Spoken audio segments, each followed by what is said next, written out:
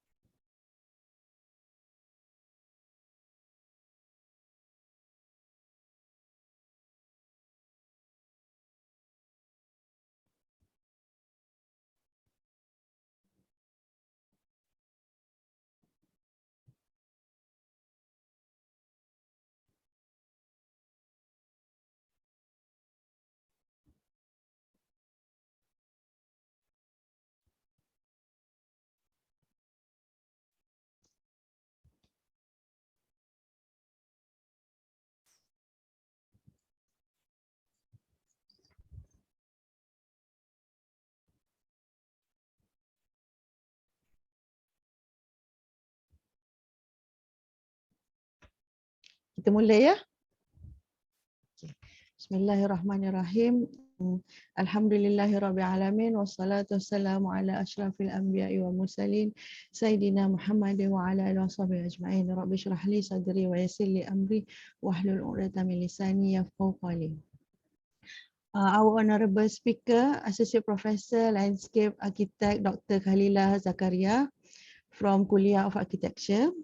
And my fellow colleagues, professors, associate professors, doctors, brothers and sisters. Assalamualaikum warahmatullahi wabarakatuh. So to begin with, and to get more barakah in this Ramadan, ya, insyaAllah, let us begin with reciting Al-Fatihah.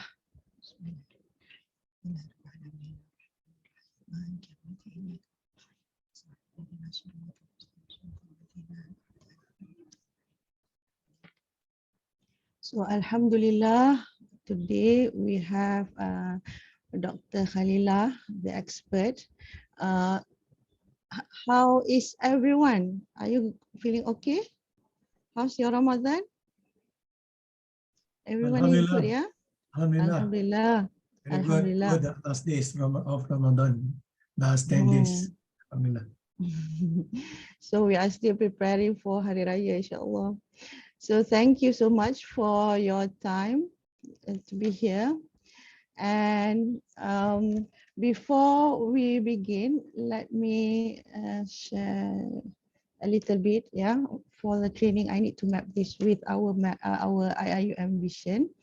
So this is the training for today, project-based learning. These are the IIUM 7 mission statement. We have 7 of them. And this training can be mapped to the 4th mission, which is to nurture the quality of holistic excellence, which is imbued with Islamic moral spiritual values in the process of learning, teaching, research, consultancy, publication, administration, and student life, insyaAllah.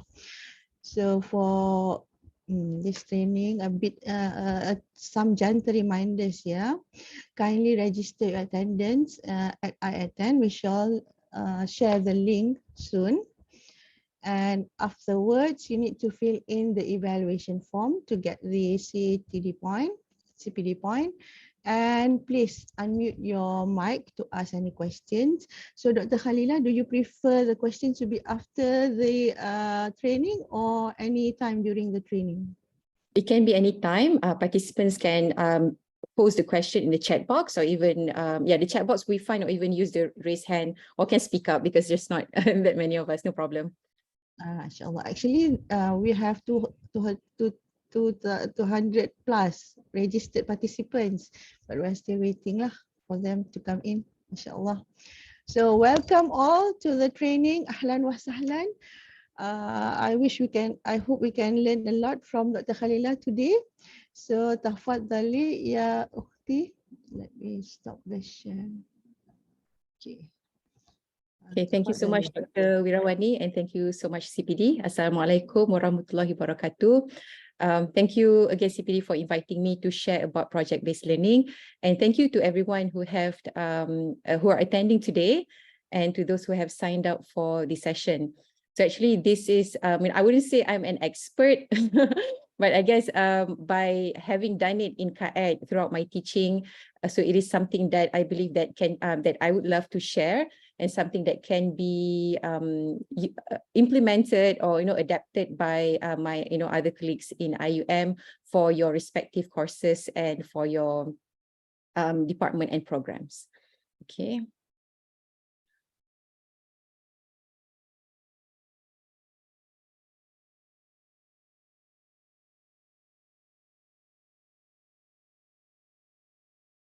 Okay, so for the session today, I welcome your interactions in the chat box. I actually have another tab set up next to me so that I can see the chat, because usually when we're presenting, we cannot see the flow of the chat. So I have my second device here.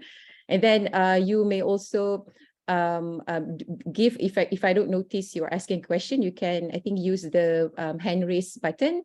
And then I'll just, call out on you, and then we can have, Q&A discussion along the way. So no problem. You don't have to wait until the end to ask question.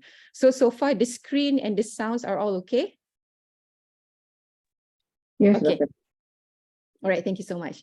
Okay, so just a bit of background on my my field. So I'm from KAED, Kuliah of Architecture and Environmental Design, and I'm a lecturer at the Department of Landscape Architecture. So as most of us would already know, that this is a built environment faculty, and we basically do professional courses for undergraduates to become future architects, landscape architects, town planners, quantity surveyors, industrial designers, and interior designers, and conservators. So a lot of the projects that we do, the bulk of it are studio-based. Studio-based meaning directly they are project-based, because students would be doing one project for the whole 14 weeks. So that is the bulk of the program that students will have to take every year, every semester. But of course, we do have other courses such as theory subjects, skill-based subjects that may be 2 credit hours, 3 credit hours. And then we also have subjects that are integrated and sort of multidisciplinary, and maybe what I would say inter-field or interdisciplinary as well, such as entrepreneurship. And we also have a course on landscape seminar, where students would have to organize seminar as an output of that subject, to get them an exposure of knowing how to do project management, event management. And then we also have a subject called landscape heritage and cultural studies. For other departments, they have a subject called heritage studies, where they actually go on site visits, and then they collect and document the data and findings from that site. And then at the end, they would host an exhibition. So that is just to give you an overview of my area of project-based learning. And it's not limited to that, because I'm pretty sure in other fields, it might be conducted differently, and it can definitely be designed in a different way to meet different objectives of the subject, and then the various acquired skills that you want the students to get at the end of the course. Okay, so I have been in KAED since 2004, been in IUM since 2004. So I was also an alumni from KAED. So I was a student that have done project-based learning and now teaching project-based learning. And I think especially during the pandemic and after the pandemic, there was a lot of shifts and new learnings for me on how do we do project-based learning, online at that time. And now, how do we not go back to the old normal, but use a hybrid method so that, all these things, all these, gadget that we have bought, all the online, I bought premium Padlet so that I will have unlimited access. So how do I make sure that, we can still use it? But of course, because learning ways have changed over the years after the pandemic.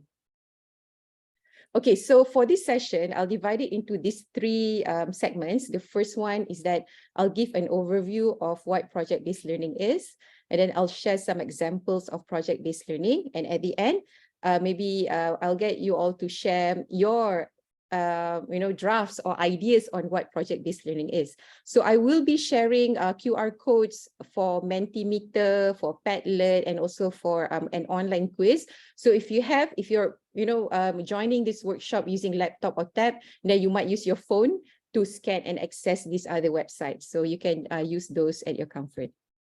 Okay, so first of all, what do you think makes up project-based learning? So I would like for you to scan this QR code or go to menti.com and you can enter the code here, 3242719. So, the first thing that comes to mind, share with me your thoughts on what you think project-based learning is about and what do you think makes up project-based learning? Okay, you can go ahead. I'll share the screen for the Mentimeter so we can probably see, the results. Let's see. Okay, none yet. Okay, so go ahead. You can, throw in your words or terms, thoughts that comes to mind of what you think project-based learning is.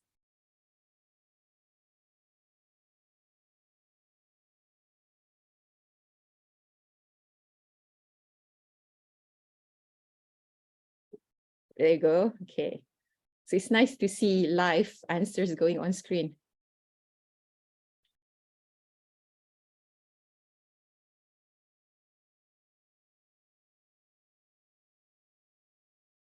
Wow, okay, right. So we have, individual or by group, activities, definitely. Learning by doing, tasks to be done. Okay, hands-on. Okay, problem to solve, learning from mistakes. Okay, learning with output.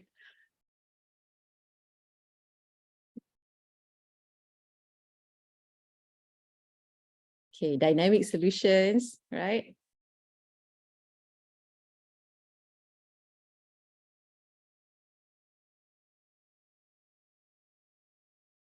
Okay, have certain issues. Student-centered learning.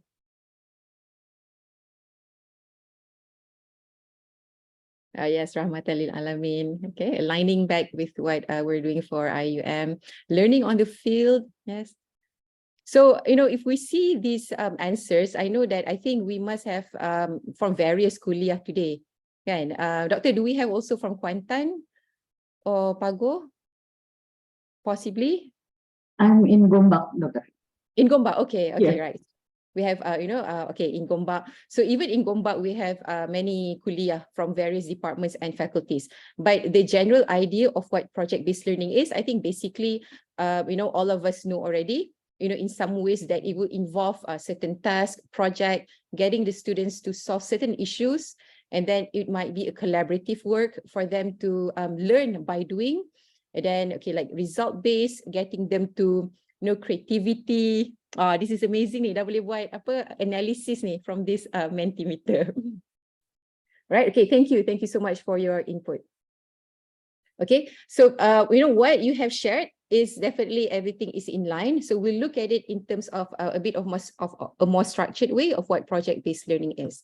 So in a nutshell, we can say that project-based learning is the process of learning through engaging in projects or real world challenges, because the key word there is project. And then it is the learning process is disseminated or carried out from that project.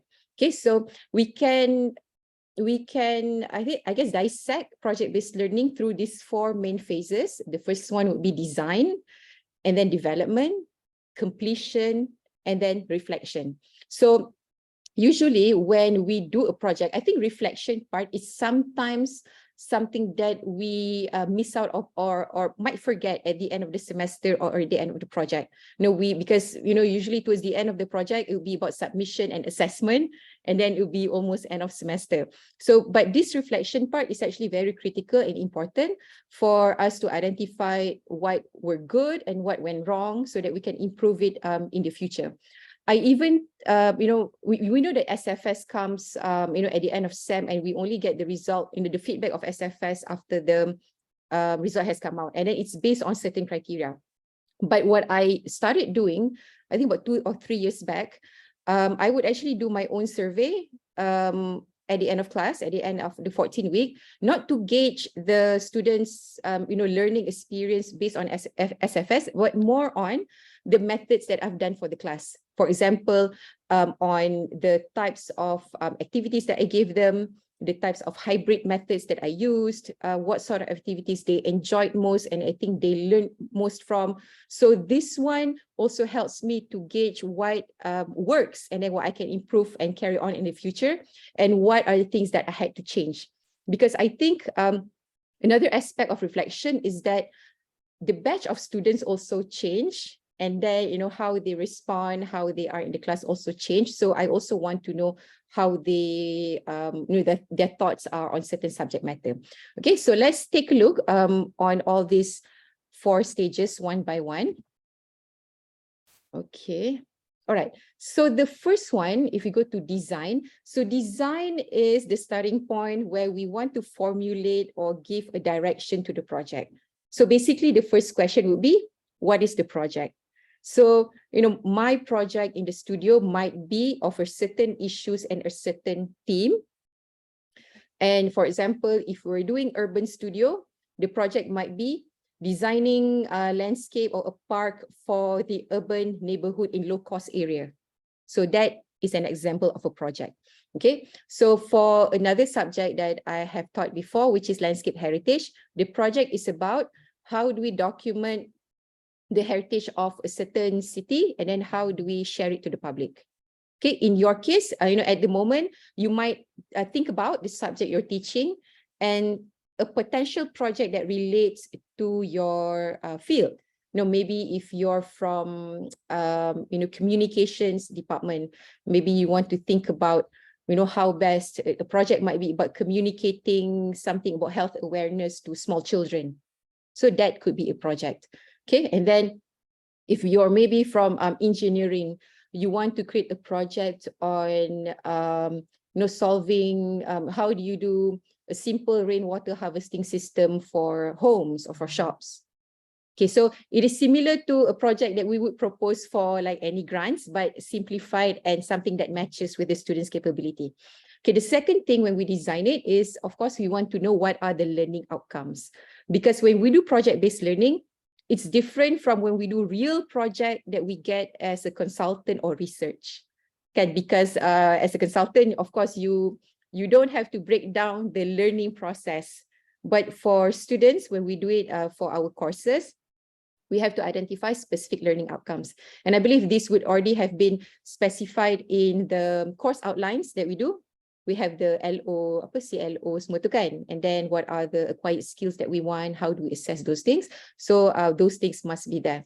I think when we do learning outcomes, sometimes stick to the main ones that you want the students to acquire. Of course, they can learn endless of skills and knowledge, but what are the dominant, 3 main learning outcomes that they would get from doing the project?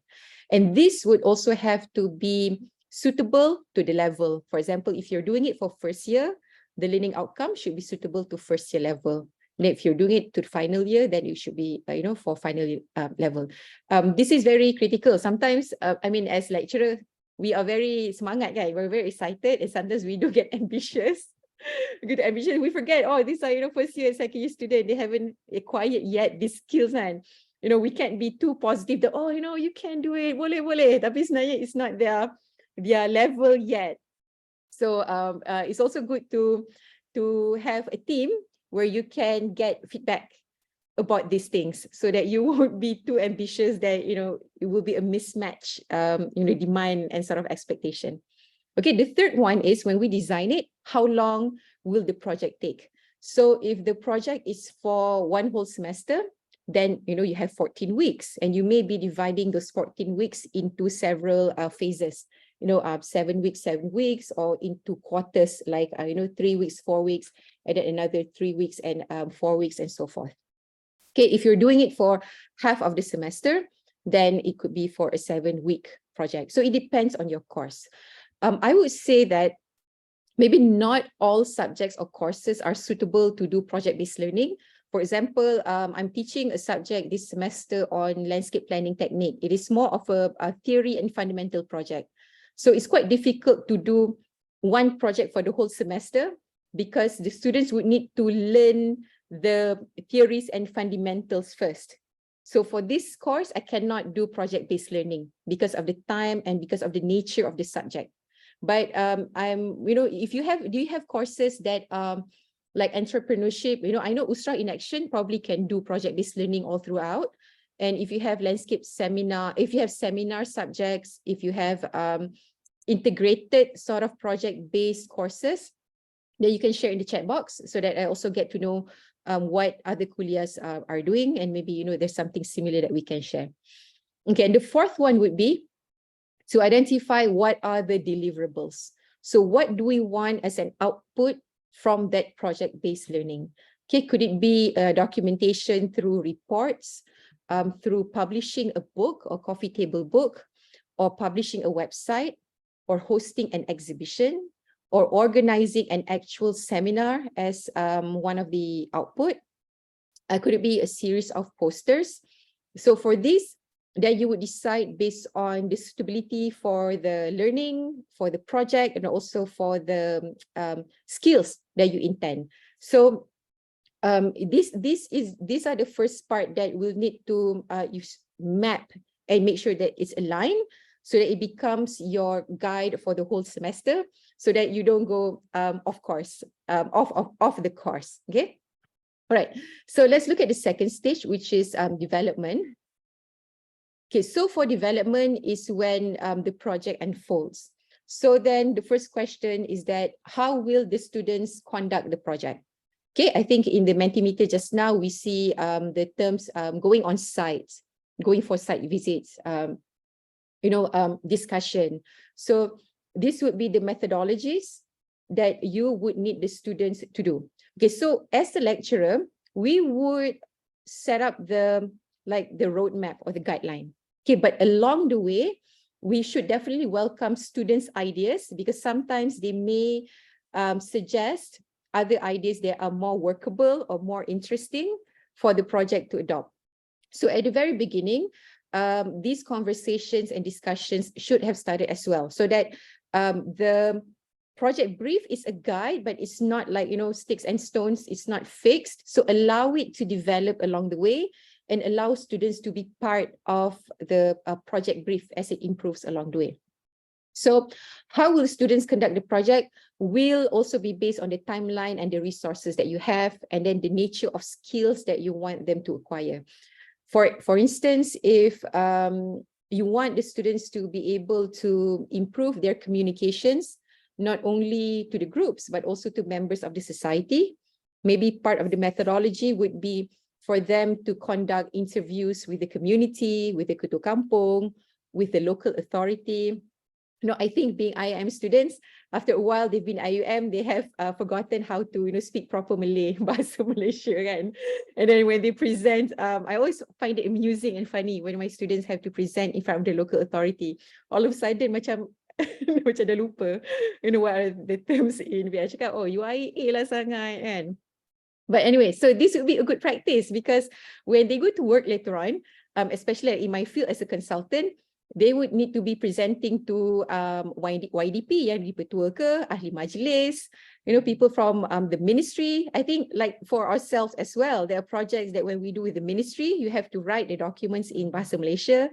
You have to present in, Bahasa Melayu Tinggi or proper Bahasa Malaysia. So it's good to give them this exposure, so that they know and they are prepared for what's out there. Okay, in another aspect, so if you want the students to maybe explore the hybrid methods of working, the combination of digitalization, working offline and doing things offline with online. Okay, so that might be something that you make part of the methodology. Maybe they have to do, discussions using Google Meet, MS Teams, Zoom, and use the collaborative tools in here. So we can anticipate and plan what we want the students to experience. So at least we open up the opportunities of how they want to work. Just to share with you, during the pandemic, we had to conduct our landscape heritage and cultural studies. So usually we would bring students on site, but we could not travel, obviously, because of the lockdown. So we had to think of another way of doing heritage visit without traveling. And just so happened at that time, a friend of mine from Tunisia, so he was teaching architecture in Tunisia, and it was just the right time that he was also teaching a similar sort of subject. And we shift our heritage study to an international collaboration between Malaysia and Tunisia. So everything was conducted online. So students in Malaysia conducted studies about 3 cities in Tunisia using Google Earth, using Google Street View, and guided by the Tunisian students to tell them about the places. And vice versa, students from Tunisia conducted their heritage studies on Malacca and Penang, also using virtual mode, using Google Earth, Google Street View, and then our students would assist them. So it actually became a platform of a new way of collaboration across countries. So they had to do meetings online. They had to work across the different time zones, because I think their meetings would probably be either 8 a.m. Malaysia time, 5 p.m. Tunisia time, or the other way. They would have to, or our students would have to do meetings later on in the evening, and theirs would be at night. So I think this is another exposure of working globally. Okay, not only the working itself, but even to adjust to the different time zones, and then different ways of communicating. Different cultures have different ways of working. So I think that was quite a challenging experience, but also something that have a lot of new learnings for us.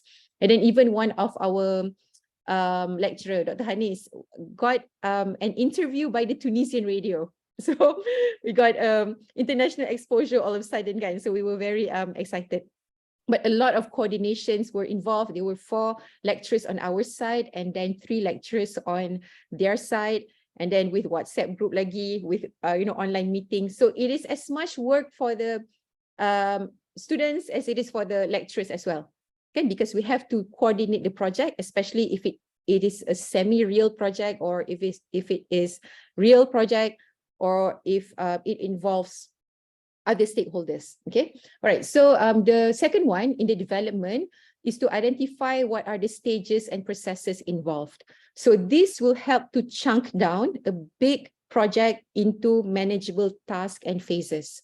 And then this is also very important, because we would need to assess and give feedback from time to time. Okay, right. Okay, so a question, I'm going to address the question by Dr. Mahyudi.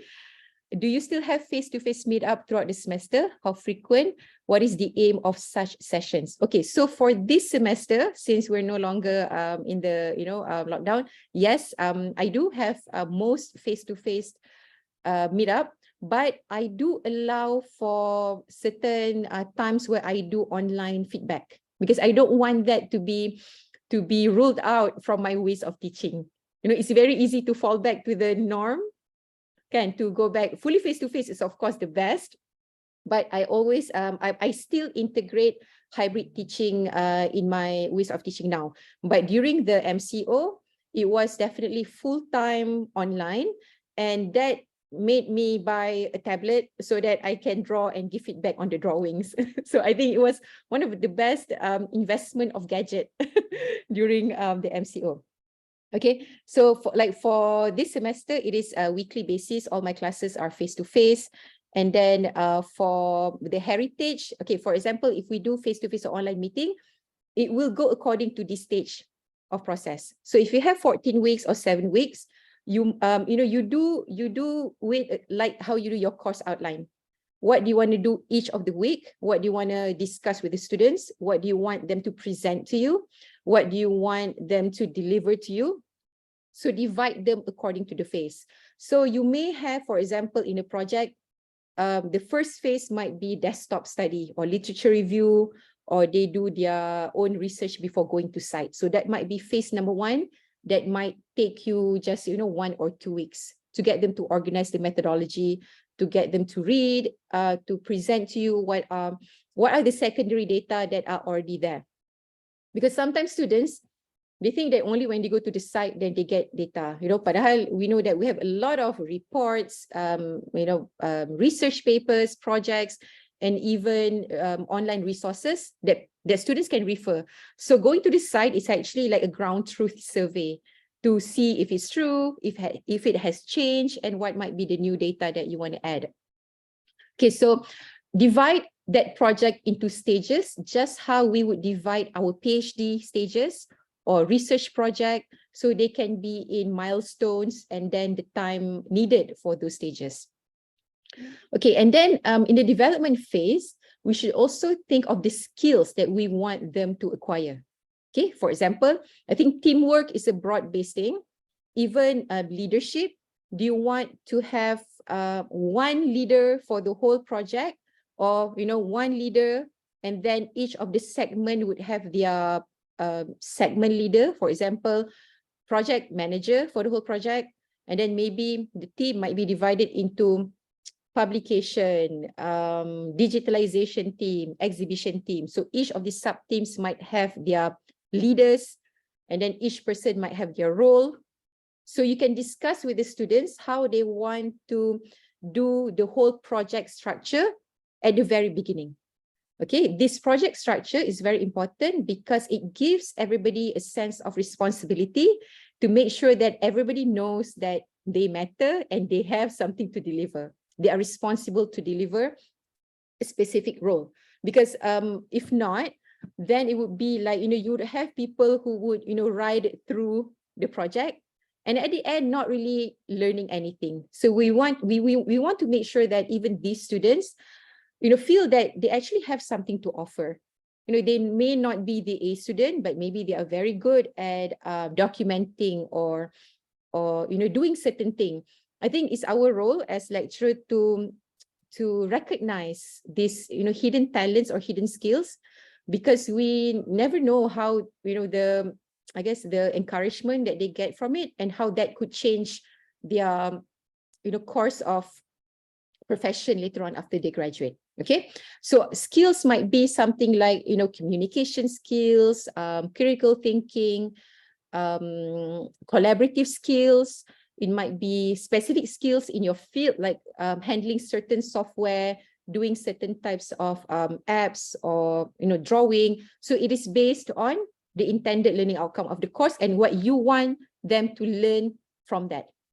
Okay, and then the final part of the development is how do we assess and give feedback throughout the progress. So for project-based learning, most likely it will be continuous assessment method. It won't be final exam. Okay? So it will be 100% CAM. So that you have to divide your assessment rubrics into the phases. So it goes back to yang item number 2 tu lah, what are the stages or processes involved. Okay, right, the second question. Thank you, Dr. Mayudi. Since you have mentioned phase-based approach, do you assess using phase-by-phase evaluation or the whole project as one complete output? Okay, so we assess phase-by-phase evaluation and also a final evaluation as the final output.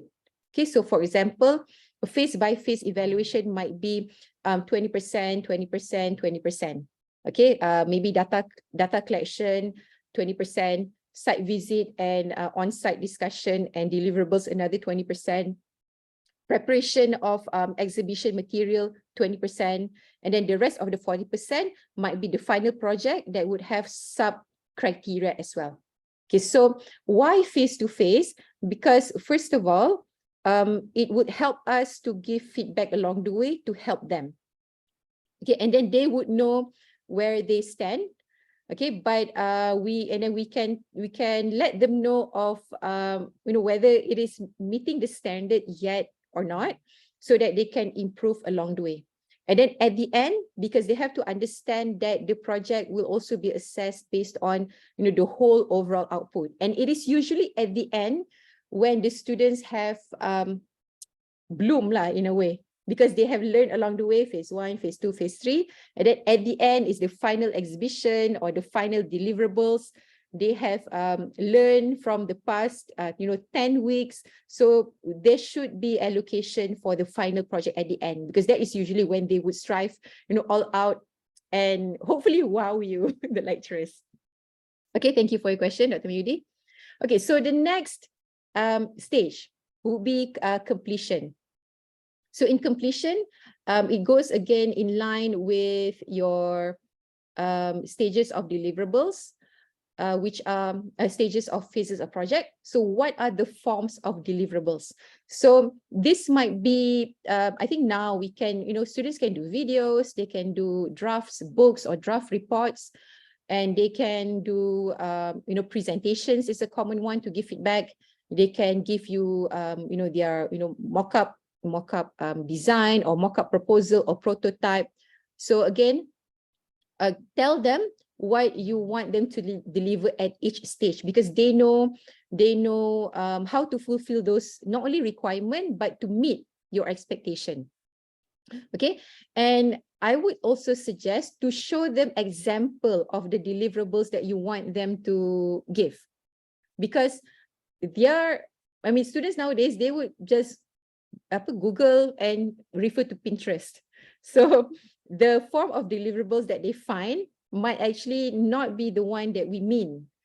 Okay, so we can show them these are the examples of how you might deliver the output, but of course you can explore further than this. So at least they have a baseline of, okay, it must have this, this, and this, it must have these components, something like this.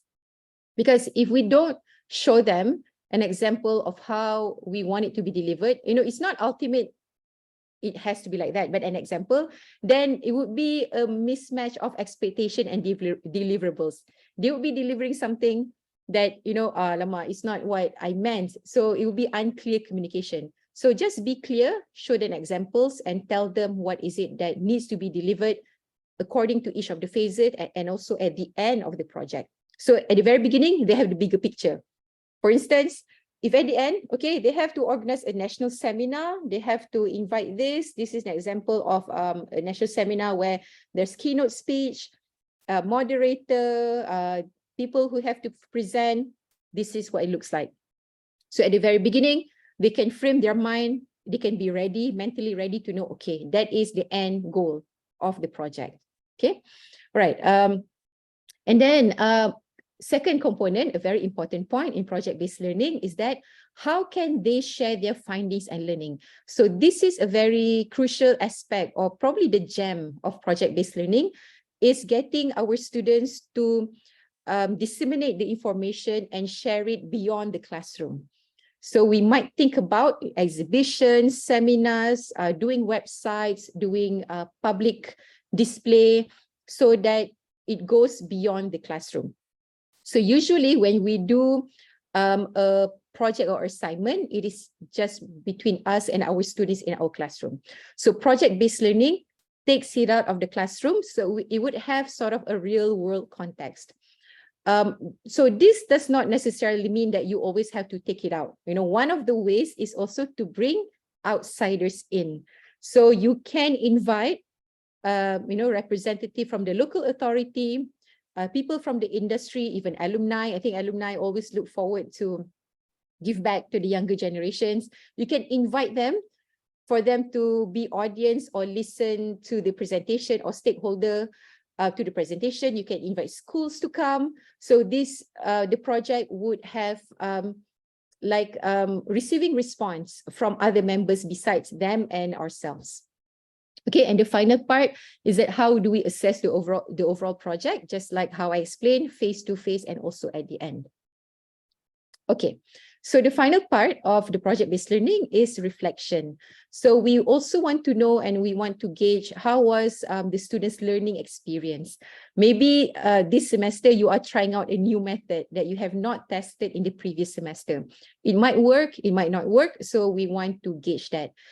In this way, we would always be improving the methods that we're using. Okay, like I said, before pandemic, it was 100% face-to-face, the conventional method. But after the pandemic, then we had to go online so that we are using hybrid method. And then now that we are, already not in the pandemic, how do we even go further with digitalization and also integrating still face-to-face and human interaction?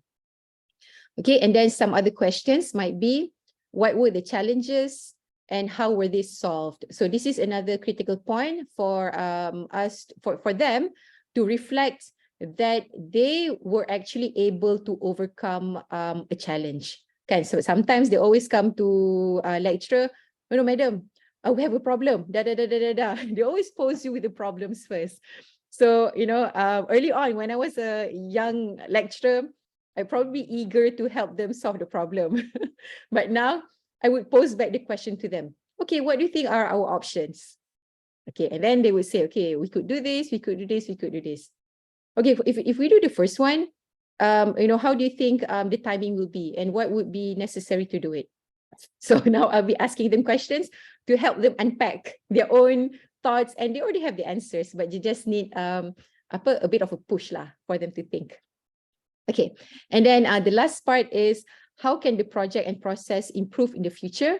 This is for ourselves, and then how we can share with our colleagues and have better project delivery, project methodology in the next semester or the next time that we do it. Okay. All right. So in summary of this process, let me move this aside a bit. Okay. What and how do we want them to learn? So it is, after we choose the project, we can say that that part of designing and also developing the project is about process of inquiry. So what are the processes that you want them to go through? And then what are the problem solving areas that you want them to address? So this would relate back to your discipline. And then we want them to share idea and then reflect. So this would sum up the processes that I've shared just now. Okay, so a project. So these are some of the, I guess, the scopes or aspects of what a project should be and could be. Okay, first of all, we should think of the project as a vehicle for learning, meaning we're not just completing the project to meet the project end goal. Like I said, it's not like when we do consultancy that we have a project at the end to give the client. We have to remember that the project is a vehicle for learning. So each process is not just about the output, but also about what the students can learn from going through each process. And then the project should also facilitate learning. Okay, like some of you have shared, learning by doing. So how is it that by doing the project, they get to learn not only skill, but about certain topics? Maybe they understand more about heritage. Maybe they need to understand more about environmental solutions. So this would be facilitating their learning. And then the project should also be relevant to their background knowledge and something that enhance the previous things that they have learned in the discipline, and it relates.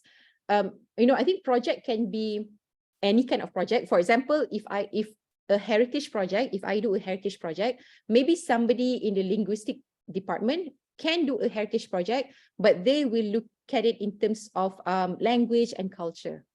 The similar heritage project, if maybe another person from Kuliah of Economy do a heritage project, they might look at it from the angle of how heritage can become a source of income for the local community through tourism, or how it can become an income for the nation. So we can direct it so that it relates back to the background knowledge of the student and the field. Okay, and then in project-based learning, it is also about embracing and empowering the learner's choice. So this is where we also get suggestions and feedback from the students. For instance, maybe we say that, okay lah, you can use Excel to do this table to arrange your data. Okay, and then the student said, madam, actually we've tried using Canva as a collaborative mode to arrange data. It also works as well, and we can even present better. So if we feel that the output or the thing is still there, but just a different platform, then should be no problem. So they can also explore the method that they propose, as long as it meets the purpose.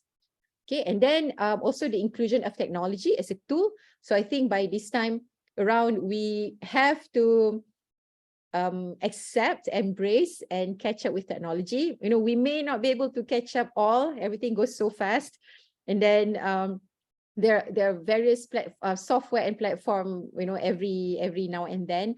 So that's okay, but at least we don't have to know how to do it, but the students can learn how to do it. But at least we should know that it's something that can explore.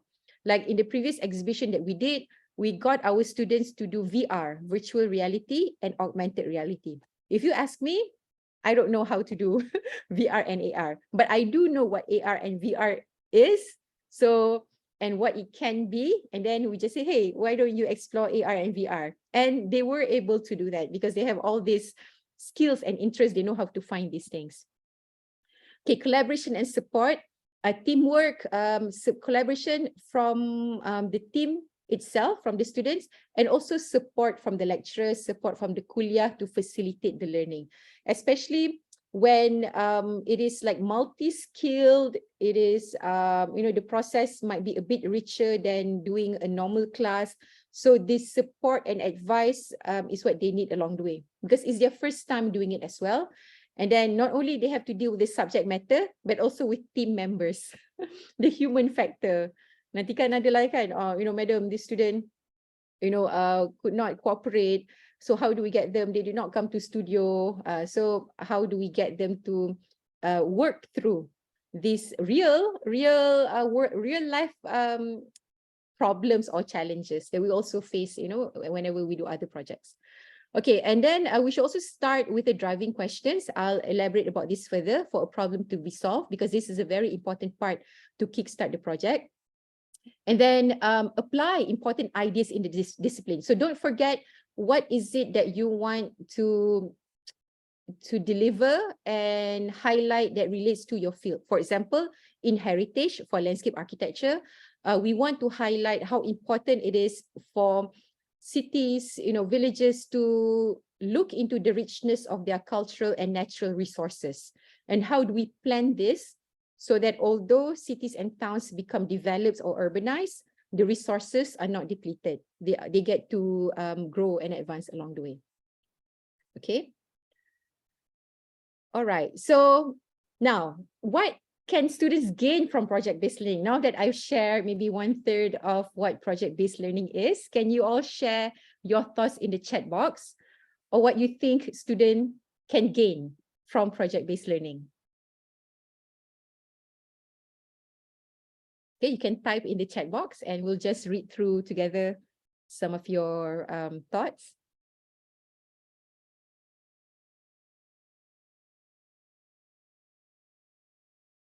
Yeah, okay, problem solving. Yes, more hands-on and realistic.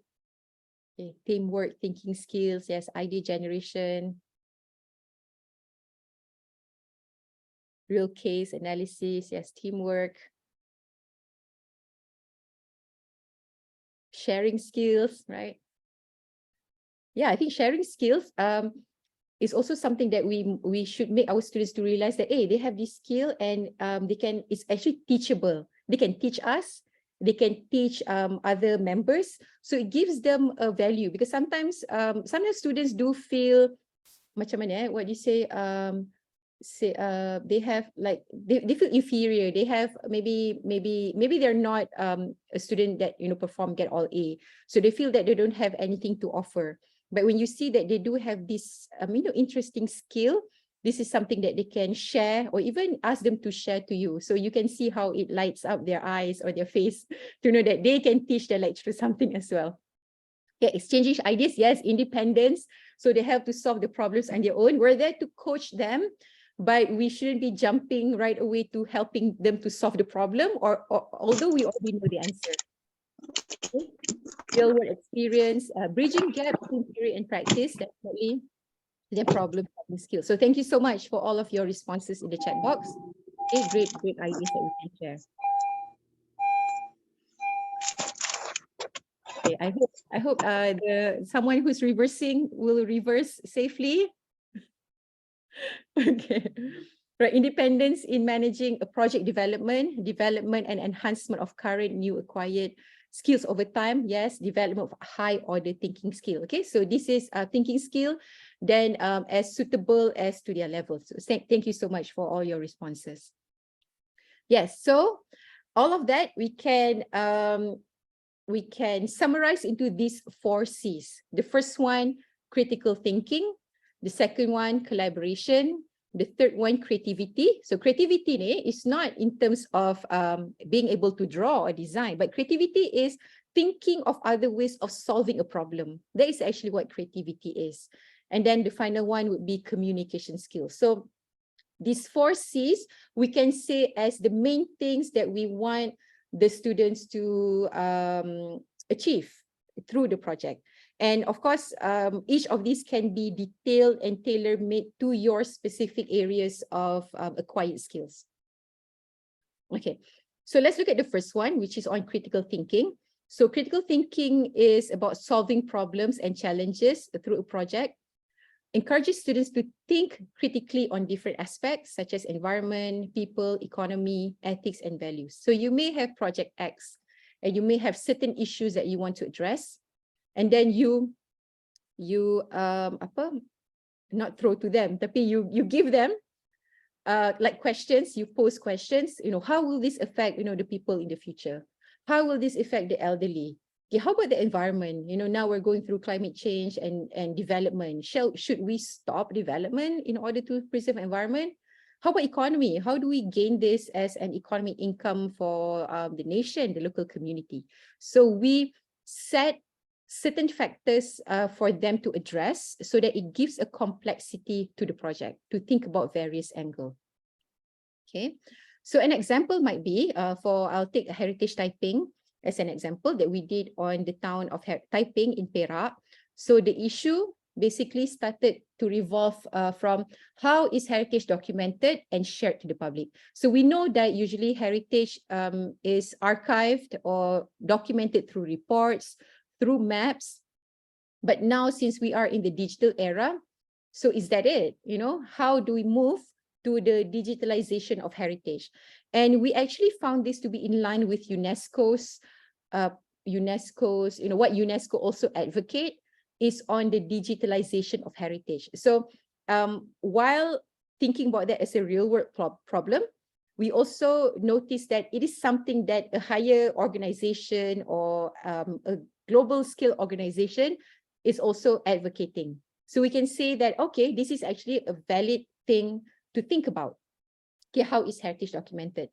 And then issue number 2 is that we pose to them, how can we attract the youth to appreciate heritage? Because not a lot of young people like, history or museum, going to heritage or museum. Maybe I was at that phase also when I was younger. So now, how do we get them to appreciate? Because only when they appreciate and learn about heritage, then they know it needs to be preserved. Because if they don't learn about it and they don't find the appreciation for it, then definitely it won't be in their book, whenever maybe they become a developer one day, they become a politician one day, so they won't have the appreciation in them. Okay, so from these issues, then we would give them some factors for them to think about. It could be scenarios that are happening now in the country. It could be scenarios at the site or even a global example of scenario. For instance, in economy, how can heritage for tourism become an income for the country and for the city? And most importantly, how can it become, a job opportunity for the locals there? How can we attract graduates to go back to their hometown and do a profitable business and attractive business through heritage tourism? So that might be something they think about. And then on environment, then we pose the question of how do we maintain or preserve natural heritage and cultural heritage as valuable resources. So this might be for them to look into action at the policy level, to know that not everything you can do at individual or ground level capacity. Some things need to be a part of the, what you call, local plan, the physical plan of the country, or a policy, or, you know, at another level, it might be even an act, to look into how act should be, you know, should have addendum and be added, you know, certain things. And then on people, then we can ask them, how can the project or that issue benefit back the community, or how has it affect the community? And what are the roles of local government, and what can local government do? And also other stakeholders. So by having these various factors, it can already be a starting point for them to start to think critically, because they're not just thinking about a subject matter, but they're thinking about how the subject matter affects other things that are related. So this could be developed further into your areas of expertise and your field of practice. Okay, the second one is collaboration. So they would have to work with their team members to solve the problem, and then they will learn how to reflect and respond to different ideas and make decisions. So this is definitely the human factor of project-based learning. So you might have, you know, students who are very good in documentation, so they might be delegated to the publication team. Okay, that's fine. And then students who is only concerned about, you know, getting A's, and then does not care about how their team members perform. So they may need to realize that, hey, this is not just about getting an A, but it's also about building your team, building yourselves, and supporting each other. And then you might be young sleepy, kan? The students who's always, you know, the rider, or the one who does not come, the one who does not participate or submit. And then actually it would give us quite a challenge also to how to assess, because most of these are group work. So you need to assist the team on how they can encourage the team member to also participate. And what I've, I guess what I've noticed or learned along the way, sometimes these students who may seem to be falling behind, sometimes they don't know how they can contribute. Maybe they believe that they don't have any skills, so therefore they choose to be reserved, they don't have the confidence, and then they end up just being a receiver of instruction. But I think the moment that we try to highlight something good that they have, a valuable skill that they have, and then we tell them that, you know, actually this is something interesting that you're doing. How about you share this with your group and see whether this idea can be done, and then you give encouragement to them. So I guess I was able to see that slow change or gradual change of a person, of a student. Okay, how they become reserved, and they have more confidence. They know there's something that they can offer. So I think that's the role of us as lecturers to identify these things, because it's easy to I know the good ones, it's easy to notice them because they present very well. They, you know, they speak eloquently, smoothly, you know, they perform. They're always the project leaders. But I think it's very also important to look into those in the middle, the average ones that you can help to push further, and also the weak ones that need a bit more attention and guide, not to spoon feed them, but to virtually hold their hands bit by bit in order to get them to, you know, walk on their own, because we do have those various levels of students. Yes, oh yeah, animation, thanks to Canva. So quick question, is everyone on Canva education already? Because you have access to all the premium Canva. So if you're not on Canva education, so I think you can register your IUM email to Canva and get the education account, and you will have access to all the premium. Me, like a promotion, but not a promotion because I love Canva. Because before this, I used to subscribe Canva Premium to have access. Then after I knew that education account could also get premium access, so then I switched and I stopped subscribing the Canva account. All right. Okay, and then you may have students who are very good in presentation, so they may also tend to want to present, and their team members would be, okay, you will present, always the same person. But in the project-based learning, we want to give everyone the chance to develop their skills. Okay, so you may do sort of like a rule. Okay, for this presentation, another member have to present, or you want the other ones to present, so that they would break out from their shell, and then they would have to present in front of you first. So that's a good practice, because later on they might have to present in front of the public, or in a public exhibition. Okay, so ni pun human factors lah kan. I think we all have this around us as well. Okay, the third one is creativity.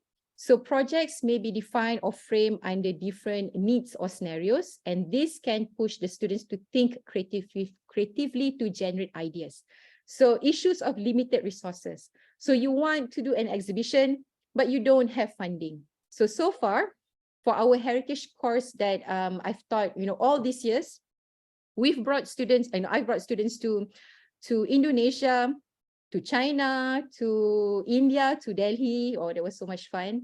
Bali, Bandung, mana lagi? Palembang, Huanglongzi in Chengdu, to Melbourne. So all of this, because of limited resources, students would have to find their own funding. So we would tell them where they want to go, where that they will have this subject in the third year. So during the first year and second year, they would think about how to generate income. So some of the batches would host dinner, a fundraising dinner. Some of the batches would use their skills of cooking to sell food to get side income for their fund. Some would sell artwork. So they would be solving this creatively. And then, Alhamdulillah, last year, we tried, my friends and I, Dr. Hanis, Dr. Hazar, Dr. Putri, and myself, we tried to apply for a UNESCO grant. SKUM, Suruhanjaya Kebangsaan UNESCO Malaysia. I don't remember the full name, but Malaysian National Commissions for UNESCO. And we were able to get a grant. So the previous batch of students were very lucky, because we had 16,000 to work with for the documentation and to host an exhibition. So with this, we had also to teach them that although they have this funding, they must know how to spend wisely, how to do a budget proposal, how to do, claim that they need to take care of their receipts and really do budgeting and so forth. And don't think that they are lavish because they have this funding. So that is rezeki lah. So I think, of course, if you have more financial funding, you get to do a lot more. But even with limited resources, you can make the students, to push, their thinking to do something creative. Like previously, when they had to do websites, they use Wix sites or WordPress. So there are free platforms. And then some of the challenges might be online learning, like I said, during the pandemic. And then how they communicate or use platforms. So most of my students now, they use Canva and they collaborate for the different authors. So they contribute all in one board. And I think all of your students might be doing that as well. Before this, when we were able to use Google Meet, before we changed the Google platform to the limited one, we could use endless hours of Google Meet recording, and then Google Jamboard and Shared Drive and so forth. The same with Microsoft Teams.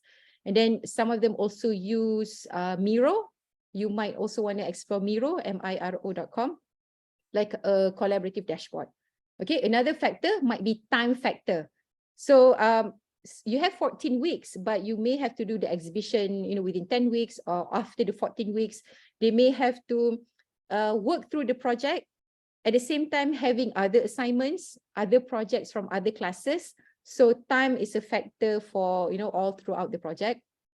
And then the final one might be working with external collaborators. So for us, when we do our projects, when we meet with the local authority, like when we do a project with UNESCO, we do have specific deliverables for UNESCO. So we need to know that, okay, these are the things that we must make sure that must be done and must be achieved. And these are supplementary things that might be good to have. Okay. In another way to think about this is that if your external collaborators are locals or local community, so how do you prepare your methodology when you want to talk to them? Kan, if you meet old people, takkan you nak suruh dia jawab long survey. So the students may have to, switch to interviews. how they should have conversation. So this would be the creativity of how they carry out themselves. In the project in typing, my students wanted to do public survey. They went to Typing Lake Gardens, so they wanted to ask the visitors about their heritage knowledge of typing. So instead of, initially, they used survey questionnaires and they wanted to record, but on top of that, what they did was that they had an A3 paper where they write down like, okay, what do you think are the heritage, the strong heritage values of typing? So based on their secondary, desktop study, they have identified, okay, buildings, trees, culture, people, and so forth. So they put it like in a column, and then they use these round stickers, those dots, sticker dots, and ask the people to paste the dots on those columns. So we can see a tangible graph. In a way, even before going back to the lab or computer lab to process the data, you can visually see, a lot of people think that buildings are important assets of heritage because there are a lot of dots there. And then even the dots, they use color coding. Maybe green one would be for the ones who are youth, the young ones, in the teens, children, where the orange dots would signify those adults. So even from there and then, they think of creative ways of how they could visually represent data. Okay, right. And the fourth one is communication. So in project-based learning, they are required to communicate their proposals to an audience so that they may learn the different ways of communicating to the industry professionals versus the local community as an example. So when they communicate to local community, they have to use a more suitable ways of talking and language, as opposed of when they, when they talk to youth or to small children to talk about heritage, they have to present it in a different manner as compared to a formal presentation. So these are another aspect of learning where if you can either, do an exhibition or display the project and get people to come, or you could also bring your students to present to, the local authority, to the industry or the stakeholder. So this can give them a practice and for them to notice that there are actually different ways of presenting and different vocabularies that they will need to use and can use for these different purposes. Okay. Oh, and also presenting using different platforms and media, sometimes online, sometimes face-to-face, even how they use social media would be another way of how they could communicate and present their project. Okay, so let's do a little quiz before we do a quiz. This is from the PBL website. You can go to pblworks.org. So let's recap and just test our knowledge. Is it different from doing a project versus project-based learning? So in the PBL website, they say that doing a project is like a dessert. Like if you do one project, project 1, project 2, and an assignment or test. So that project for 3 weeks or something is like a dessert. So a project or a task to test understanding on a certain topic, like how we do it in the classroom. Whereas if you, for project-based learning, it is treated as the main course, where the project itself is the unit that becomes the framework for the learning. Okay. So here they have shared some comparison of doing a project versus project-based learning. So doing a project might be at the end of the traditional instruction. So for example, you finished lectures on the theories of landscape planning for 3 weeks. And then I give them a project to do a case study on landscape planning for natural resource. So that is a project. Whereas project-based learning, as explained so far, the instruction is integrated into the bigger project. Okay, so doing a project follows direction of the teacher, where we become the main instructor and we define the project brief. Project-based learning is driven also by the students' inquiry. So that feedback that we get along the way helps to refine the project brief along the way, and it may even change the deliverables by having something added to it or something omitted to it. Okay, doing a project focus on the product as the output, whereas PBL focus on product and process. As we say, we want them to go through that learning process. Okay, doing a project often unrelated to standards and skills because it may be based on certain areas of knowledge, where PBL is aligned to academic standards and success skills. But doing a project sebenarnya for us definitely will have to align with academic skills because it's part of your CLO kan. But PBL might be a more broad-based alignment to a bigger sort of skill sets. Doing a project can be completed alone or at home. PBL involves collaboration with students and in-class guidance from teacher because it's more collaborative in nature. And PBL has real-world context and application. So we try our best to bring in real-world context and real-world people, where project might be just in the school world, or we can say remain in our classroom, just between us and the students. And then doing a project might be just displaying the project in the classroom, where project-based learning, you would want to share the project beyond the classroom for a public audience. So they have this sense of, first of all, to make sure it's tip-top lah, because you have to display it to others kan. So also a sense of, I think, pride for them to know that their project is being seen, being evaluated, acknowledged by those other than their lecturers. You may also, get attention from potential employers to see the skills of IIUM students and IIM graduates. Okay, quiz time. So you can you can QR code this quiz, and then I will also share screen the quiz that we can do together, and then you can share with me how you do it. Okay, so you can QR code this one first. Okay, and then we can, if you don't QR code, no problem, we can do it together on the screen, and you can put your answer in the chat box. Okay, let's see. Okay, all right, okay, everyone ready? Okay, let's start the quiz. Okay, question number 1, you can type your answer, main course or dessert in the chat box, or if you do it online, then you can do it, go ahead and do it in the quiz. Okay, in a high school math class, students are asked to do research on a famous mathematician and make a presentation about him or her. Main course or dessert? Or you can use your mic to say your answer. Dessert, okay. Right, going once, going twice. Let's see if dessert is right. You got it, that's true, because it is based on a specific content. Okay, next question.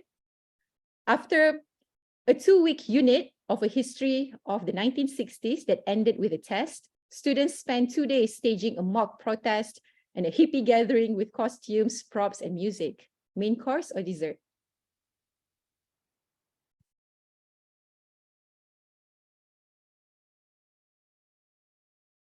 Okay.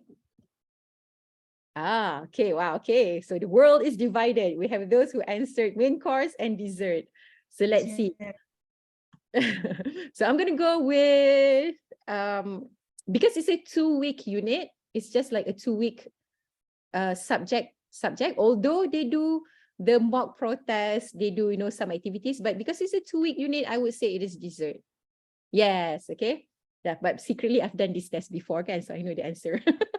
Okay, so today event came after why the students had studied the history. So it is not, a broad-based subject matter. Okay, next question. Okay, students consider the driving question. Why did civilizations fall from the golden ages? And what lessons can we learn from what happened? As they research various ancient civilizations and create museum exhibits to share their answers. Main course or dessert? M or D? Okay. Okay, right. So they learn about a bigger topic, and at the end, they research on civilizations and they exhibit their answers. So this sounds like a main course. Okay. So this project is focused on a complex question with no single right answer, and it requires critical thinking. Okay, because they would do their research. Okay, next question. Students make posters at home to illustrate ways to save water and energy and put them up on the walls of the classroom. This one should be easy peasy. Yeah, dessert. Okay. Well, we're already talking about dessert. What time is it now? It's only 10. Right. So this is dessert because keyword here are that they, they make it at home, meaning that they do it on their own, and then it is only exhibited in the classroom. So that sounds like a dessert. Okay. Question number 5. Students investigate how waste in local waterways contributes to the problems of plastic in the ocean. They propose solutions to the problem and present them to the city officials. There we go. All right. So definitely main course because they're looking into real life project, and then they're even presenting it and proposing it to the local authority.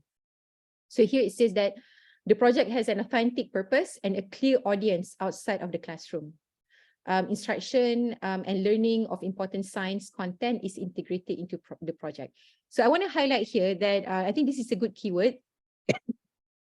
A clear audience outside of the classroom. So you might want to think, if you're doing a seminar, you're doing an exhibition, you're doing a presentation, who would be the audience at the end, your targeted audience, so that students can have that in mind as they prepare for their materials. Okay, question number 6. Okay, this sounds fun. Students launch bottle rockets at the end of a physics or math unit to apply what they have learned. Okay. Yes, dessert. Okay, because this is a fun activity, but it is not a PBL project. So it's missing many of the elements of a main course. So it's, you can actually upskill this to a project-based learning if, you make it a bit more complex, and then they have to develop prototype, they have to maybe present it to, ministry or something, or some engineers and so forth. You can develop it into a project. Okay, question number 7. Students create mobiles with various geometric shapes which are hung in the classroom. So mobiles are those things that you hang like on top of the baby's crib or on the ceiling. Kan? So this one is a clear-cut D for the dessert. Okay. Nice activity, but the project itself doesn't teach academic content and skill. Maybe this can be activity that you do after 1 or 30 minutes of lecture, just to take a break, just to give students, to wake up, I guess, not feel sleepy. Okay, number 8. In a middle school English language arts class, students create a fan fiction website, including a feature that enables editing and giving feedback so other students can submit their writing. Dessert or main course? Okay.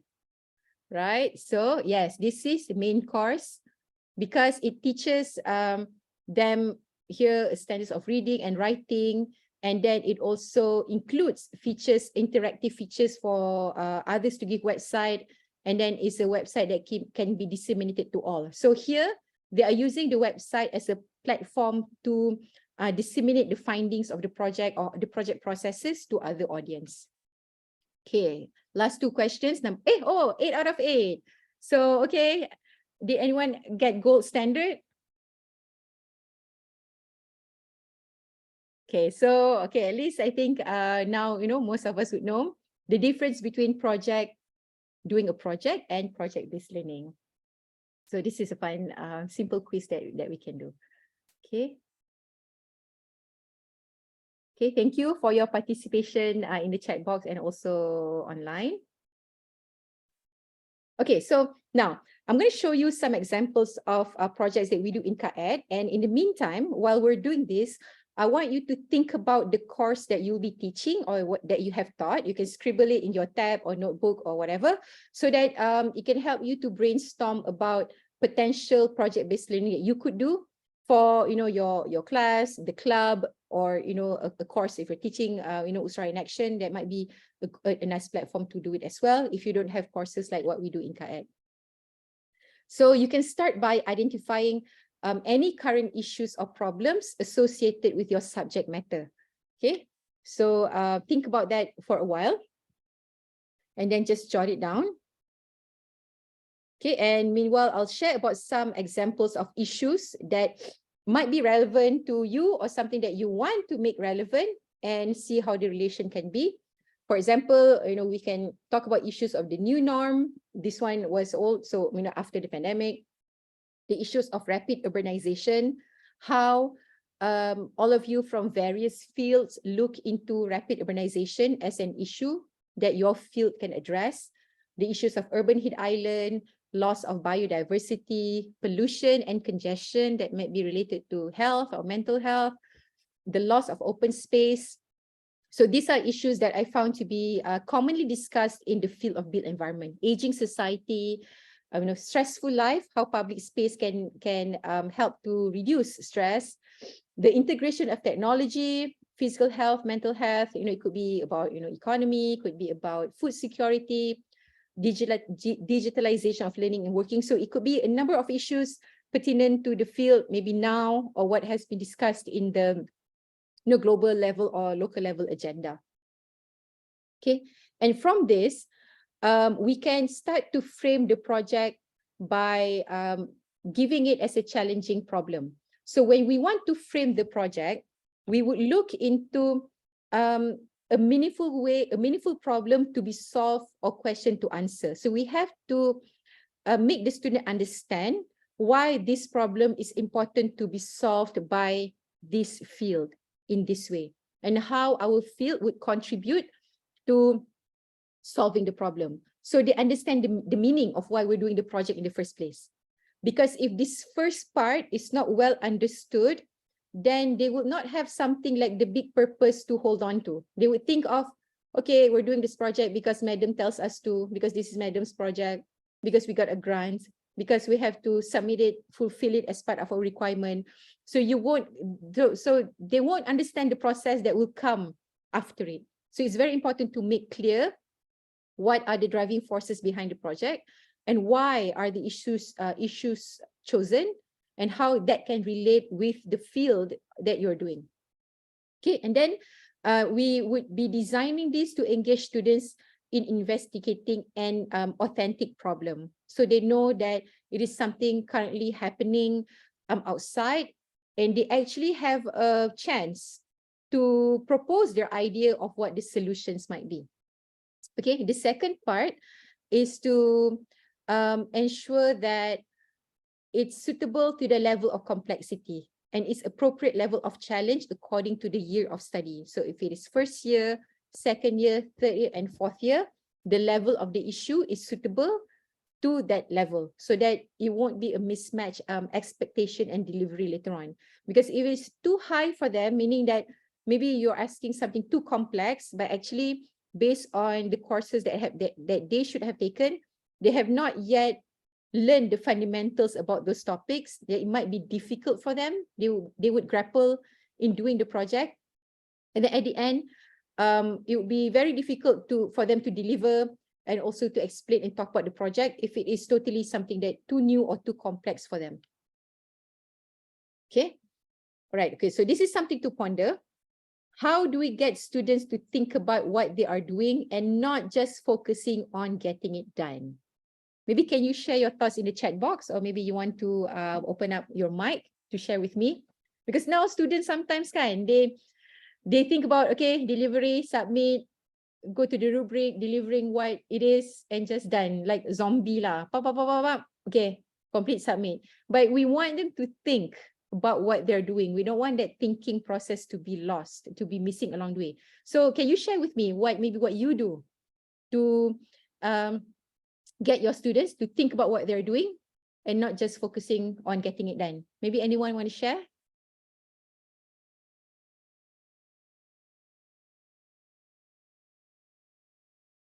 For example, do you do constant discussions with them for them to reflect throughout the process? Or maybe you do, like, during progress presentation, you probe them with challenging questions. Okay, so those could be some of the ways of how we get students to think about what they're doing. And then we can also get them to evaluate the effectiveness of the method or the tool that they're using, so that they would step back and see that, okay, is there actually different ways or different methods of doing this? Okay, this one actually produces this type of output. This one produces this different type of output. Oh, this one is much easier for people to understand, whereas this one, oh, it's a bit more complex for people to understand. So I think that intermittent or interval discussions and Q&A is very important to help them to think about what they're doing and not just focusing on getting it done. Okay, so process along the way. Right, so here I share what every good project needs.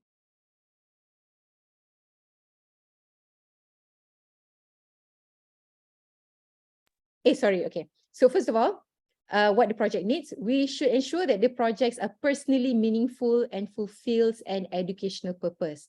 So personally meaningful, meaning that they understand why the issue is important to be addressed and why, what is the role of the field, our field of practice, to address from time to time. Okay, feedback. Get them to ask them from time to time. Yes, thank you, Dr. Arfa. Get them to make an emotional connection, right? That's a good suggestion. Thank you, Dr. Usman, to know what they feel about the project. Thank you so much. Okay, so number one, the need to know. So this is the starting point, the driving force behind the project-based learning is that activate interest and initiate questioning. What is happening? Why is it happening? Okay, so maybe that could be, the first class or the first project brief that you give them, for them to start cranking their minds and thinking, betul lah, why is this happening? Because sometimes they have been in here in IUM studying, so they might forget to reflect on real world problems. So get them the need to know about the issues, or maybe they were not aware this is something happening, because a lot of things are happening.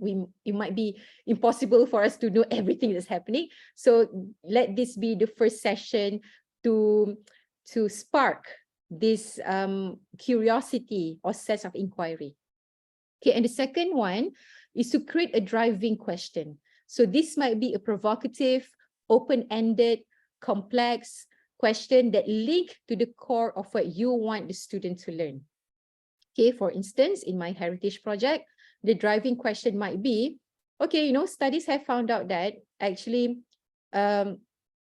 museums receive less visitors, and historical sites does not receive a lot of visitors from the youth. Why is this happening? Okay, so it is a simple question, but it is a real life question because we want it to lead to a solution to solve this. Right, okay, thank you, Dr. Mazlina. In reality, what happened? So that they can start to explore or search and see that, because sometimes, in the classroom, we may see something as ideal, but in reality, what is happening? So we bring them back, to touch, their feet to the ground. Okay, number three is to embrace or integrate students' voice and choice. So we let the students propose their approach, media, style, what products they will create, what resources they will use. So in this case, we are the ones who have to be welcoming to ideas and celebrating ideas. We may be used to doing something for the past, how many, 15, 18, 20 years of teaching. But we must know that there are other ideas out there other than ours, definitely. And then students may also have novel ideas and interesting ideas that might challenge our current skill that we don't know, but that's okay. So this is also part of our learning as well. So I would say that treat it as also a crash course for us to know about all these new software, new gadgets. Okay, so we are already in the know. Okay, so let them propose, but we still guide them so that they won't go overboard or won't be too obsessed or crazy with the so many ideas that we want to use. So we help them to refine, we help them to think about which one would be more efficient, which one would be more suitable for the project. So we help them to make those decisions, but essentially they have to own up to that decision and know what they're proposing. Okay, so the fourth one, 21st century skills. So this includes collaboration, communication with the team members to plan the task, work process, and use of technology. So I think this is something that they will take out when they graduate. when I ask my ex-students, the alumni, because a lot of them, some of them, when they work in consultants, they are usually the what I would call frontliners, in a way that they would be the ones that the bosses send to do presentation. They would be the ones that bosses ask to lead a project. So I asked some of my students, what do you think that we have taught you in KAED, in IUM, that gave you these skills? And then what they said was actually contributed partly by the project-based learning subjects, such as landscape seminar that they had to do, because they learned how to manage a team. They learned how to do their own timeline and making sure it's delivered. They know how to look for resources. So those sort of things. And then another subject was landscape heritage and cultural studies, because they have to organize an exhibition. They have to write invitation letters to VIPs. They have to think about launching ceremony, how to do it, what are the processes. They have to think about where to print, where are the cheaper places to print. So all these skills and resources that they have acquired made them able to bring these skills when they work. So I found this feedback to be very valuable. And this is what I shared to my department members, that we have to maintain these subjects as part of our curriculum, because this is what the feedback is. The theory part, of course, is for their fundamental learning, but the PBL courses are the ones that give them these other soft skills that may be adaptable to other field of work, because not all of them will become landscape architects. Not all of them will become to work in developer, become academics or researcher. Some of them actually open up their own businesses. I think for all of us here might have many graduates who embark to become entrepreneurs. They become their businesses. Some of them become wedding planners or event managers. They become bakers. They open up their own cafe. So these other skills from PBL can actually be used in these other ventures, whether they realize it or not. But based on the feedback that I've asked some of the alumni, so they said that it was actually contributed by this subject. So we see the value of PBL. Okay, number 5 is inquiry and innovation. So this is the stage where we have peers or review panels to ask questions that can lead to discovery of answers and new insights and challenge idea.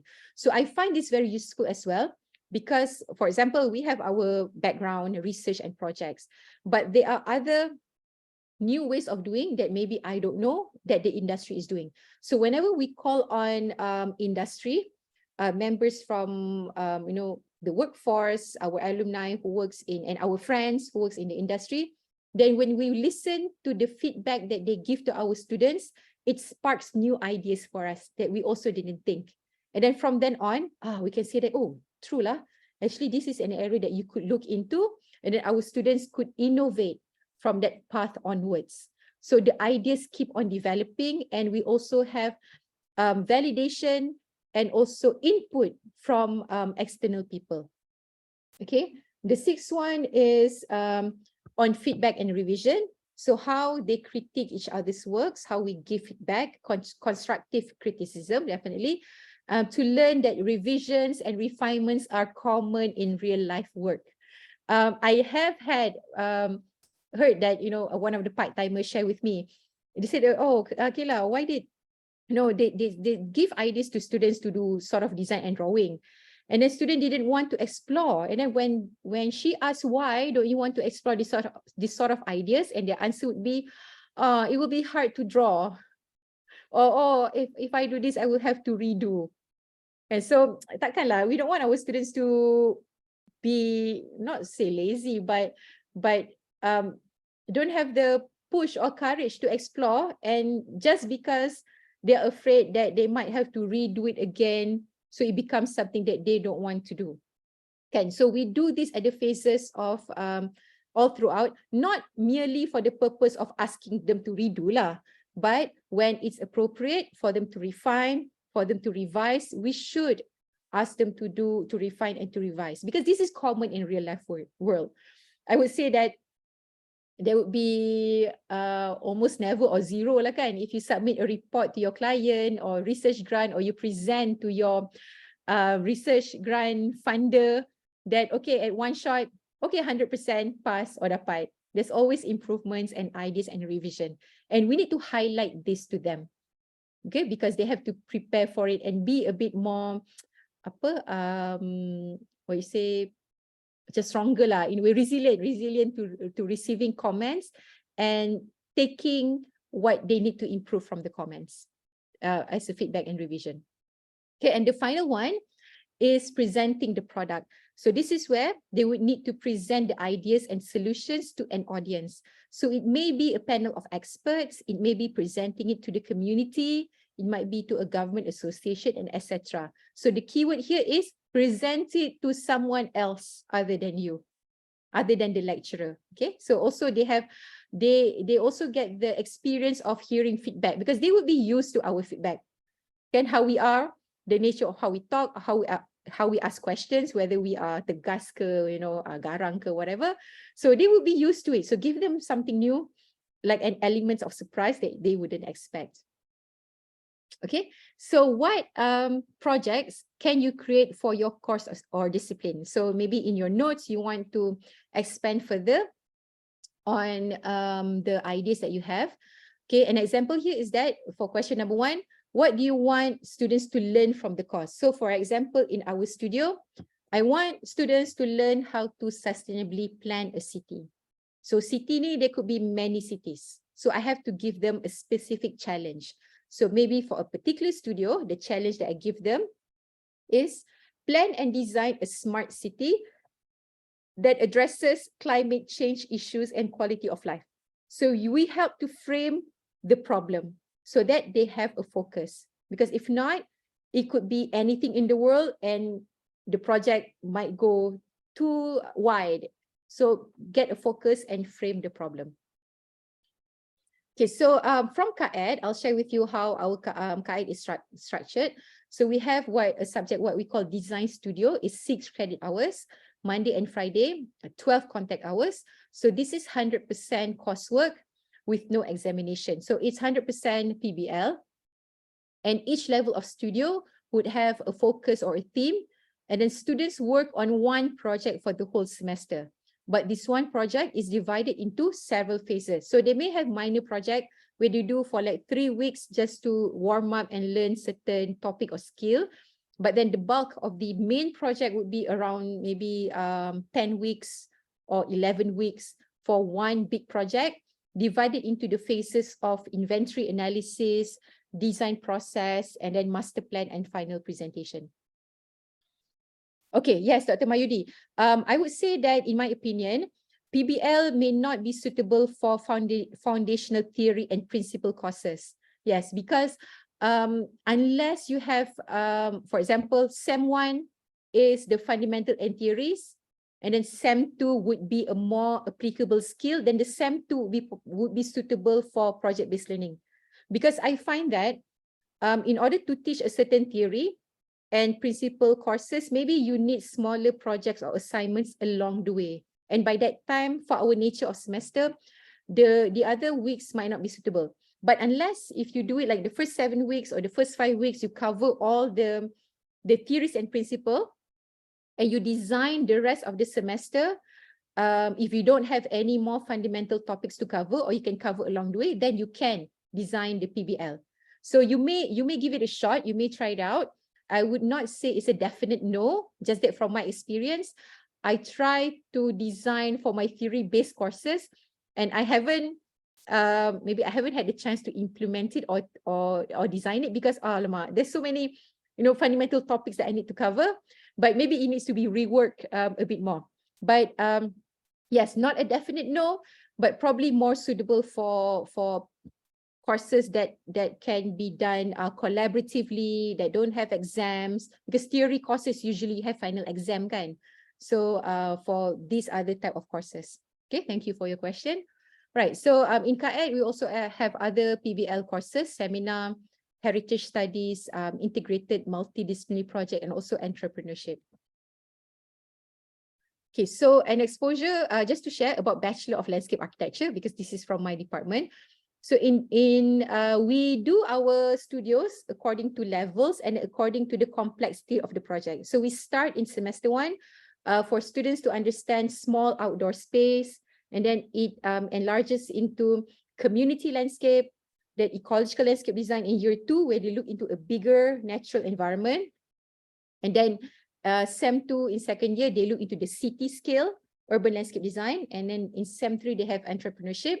In year 3, they go broader, even broader, to a regional landscape resource, such as looking into districts, looking into bigger city, like a whole township. And then they go through internship. And then after that, in SEM 3, in short semester, they do their landscape heritage and cultural studies. And year 4, they have design thesis research and landscape seminar. So design thesis is PBL that they do on their own because it is a final year project. So I would say that it's not a full-fledged project-based learning because they don't do collaborative work. They do it on their own, but the nature of the project is similar. And then they do landscape seminar in their 4th year first semester, and then final semester would be a project for their design thesis. Some examples from previous project, for example, in community landscape design. So community, there are various types of community. So maybe to one of the semesters, the framing for the project was about aging society. Okay, so we can start by giving them a scenario. Like in 2030, it is projected that 50% of Malaysian population will be 60 years old and above. So how can we plan and design neighborhoods and outdoor spaces for the aging society in Malaysia? So at that particular semester, this was the drive or the issue or the context for the project. I think at that time their site was I think the house geriatric ataupun kawasan rumah orang-orang tua kot. At that time, a community where they had homes for the elderly, so they had to design for that. Because Japan is already moving towards aging society design, because they're thinking about how to design the sidewalk, how to make it more walkable, how to design even the steps to get on the bus, from the bus stops, how they design the parks for the elderly, so these sort of things. Okay, in another project for landscape resource planning, where we look into natural and cultural heritage, we had a study last time on Pekan Pahang. So Pekan Pahang is one of the royal towns in Malaysia. How can we revitalize its royal town image while planning and designing its natural and cultural resources sustainably? Because they were in the 3rd year, so we give them a bit more complexity, meaning that they have to think about urban design, royal town image, but at the same time, how can they also plan to make sure the natural and cultural resources are also developed accordingly along the way. Okay, in urban landscape design, in a project where this is 2nd year, they design city scale or urban sites. So we had a site in Cyberjaya. So the challenge at this time was that, okay, Cyberjaya has been designed as a smart city and dubbed as the Silicon Valley of Malaysia. So how can we design public spaces and community spaces that are also smart, excuse me, they're also smart and intelligent. So they start by looking into Cyberjaya local plan, the smart city framework that the country have, and then what are the smart city initiatives that other countries have done to help them start this framing. Okay. So now how do we make public spaces and outdoor spaces smart? So this would be the call for innovation and creativity that we want them to explore. Okay, so this is a framework, or I call a project-based learning canvas that I devised based on the content that I've shared just now. So this is something that you may want to jot down as well or screenshot that can help you to plan about your project-based learning lessons, okay, from the course and the suitable level.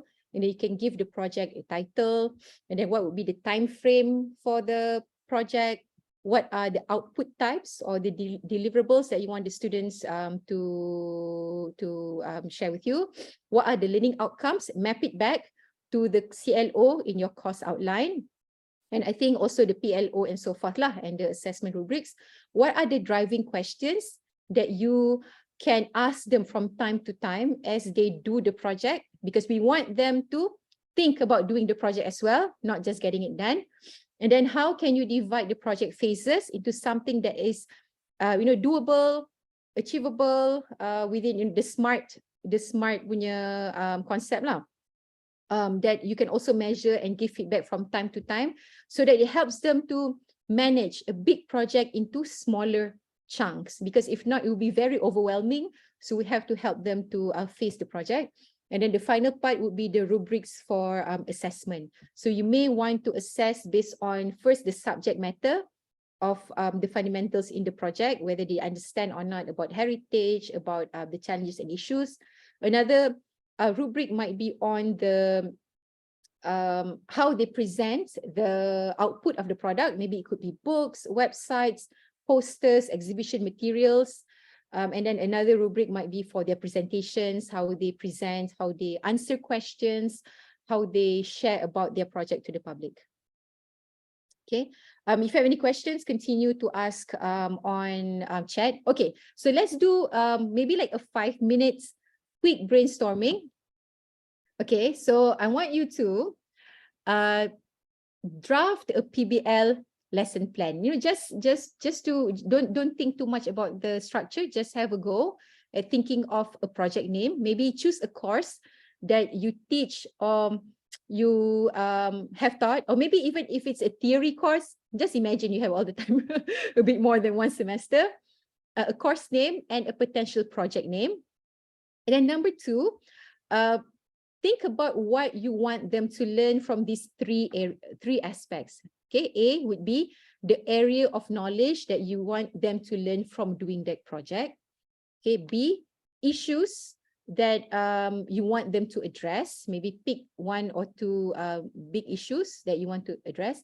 And then C, skills that you want them to acquire. So this could be based on the 4 C's that, collaboration, creativity, communication, and critical thinking, or any other tools, maybe 1 or 2 or 3 skills that you want them to acquire. So just list that real quick. And then to identify, now break the project into the stages of learning or process involved. So if you want to do like a research phase, that is quite straightforward, like what we do, data LR or data collection, LR or desktop study, and then your instrument, they develop the methodology, they test out the pilot study. Like our students, before they go to the actual site, we ask them to test their instrument in IUM. Do the interview to other friends in Mahalla, go to IUM to test your map, how long does it take, even to the stage of what pen to use, because what if it rains? If you use a normal marker, everything will smear, but if you use permanent marker or ball pen, then that will be safer. And then maybe they think, oh madam, we want to bring A2 paper, but actually when they go on site, it's so big to open, so it's probably easier to use a clipboard or A4 paper. So those sort of things can be in the stages of learning. And then when they would be analyzing or documenting their findings, and then what is at the end. So provide a timeline for this. And then number 4, what are the possible deliverables for each stage? For each stage, what do you want them to deliver?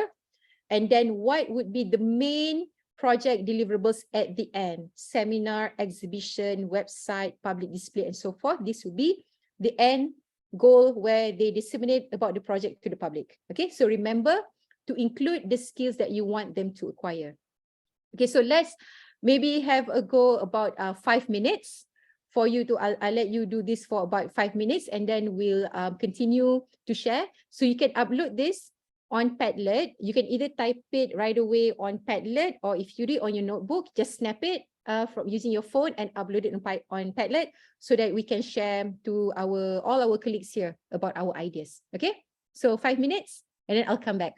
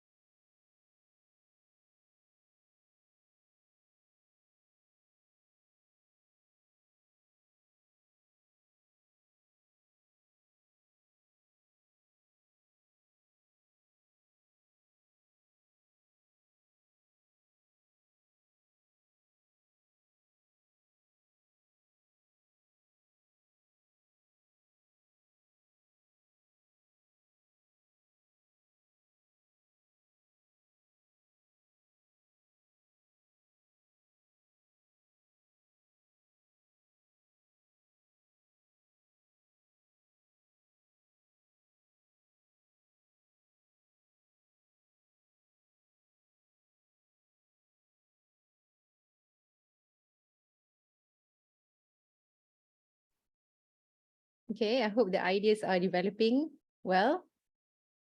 Okay, so you may screenshot this screen and QR code, and then you can upload them accordingly, and then we can just have a look at Padlet later on to share the findings with each other and to share ideas. We can also learn from our ideas together.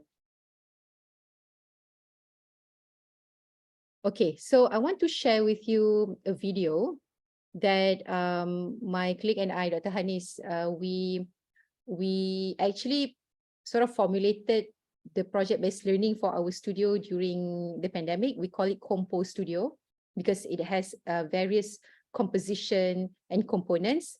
And we submitted this for teaching innovation competition or something like that in UPM. And Alhamdulillah, we got gold award for this. So I would like to share a short video that actually I think encapsulates what PBL is and how we do it in KAED. Okay, so I hope you enjoy it.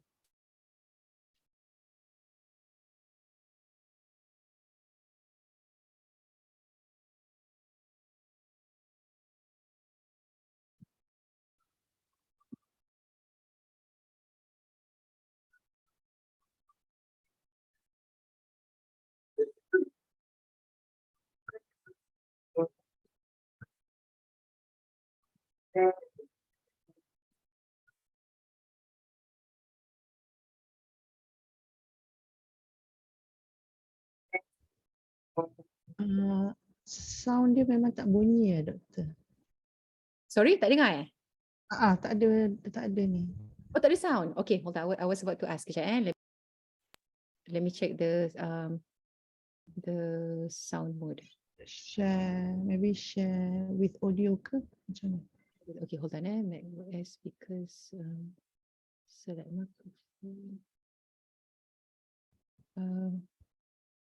Okay. Tak boleh dengar eh. Hold on. Let me open it in YouTube. I think ada setting masa awal kot untuk Or maybe when you share the screen ada tulis audio kan? audio. Share Okay. screen. Oh, share screen with audio. Okay, I'll unshare dulu and then that's true. Okay. Ah. Oh, share sound. There we go. Okay, thank you. Thank you. Okay. Sekejap, let me unshare first.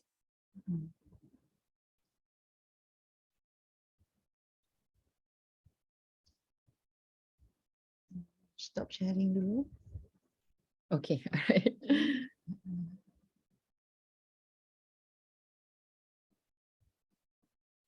Okay, share sound. All right.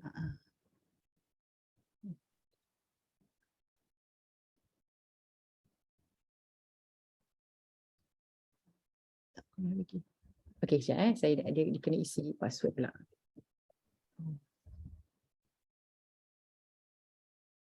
Okay.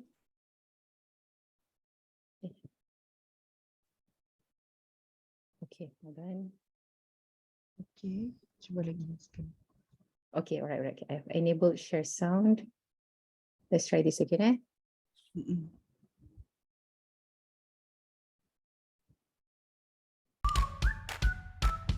Betul. Boleh dengar? Boleh. You can hear it? Yes.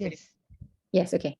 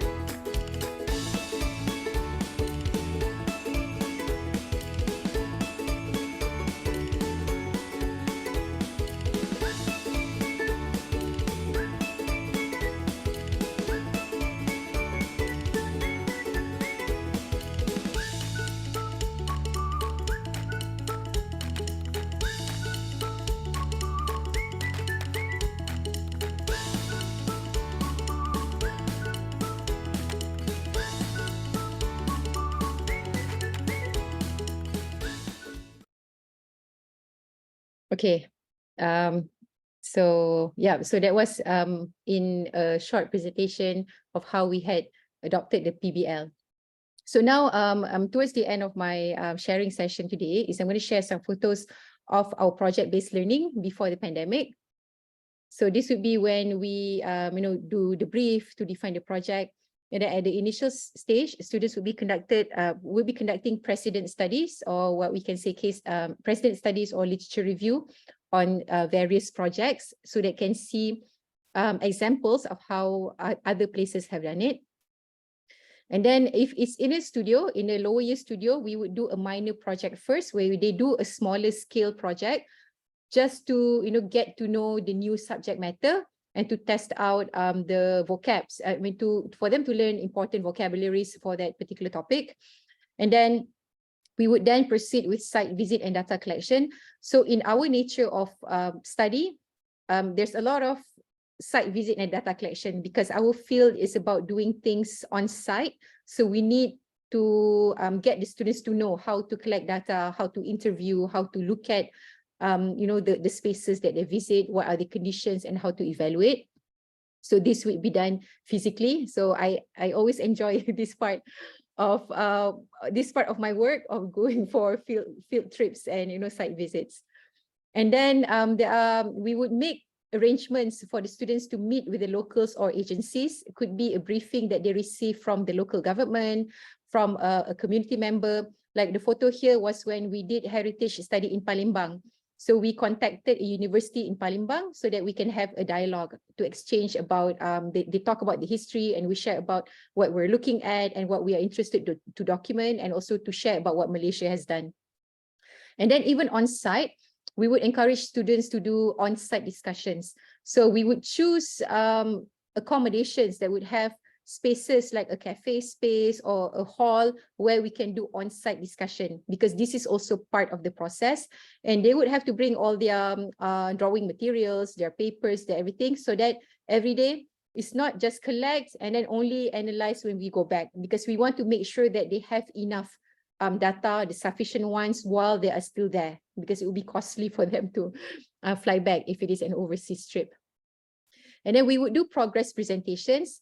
So it could be physically printed, it could be using digital. So this is for us to give them feedback on the data, on the methods of they do drawings, mapping on the graph, and how they can analyze those data, because usually they would be presenting the data as a raw data, like inventory.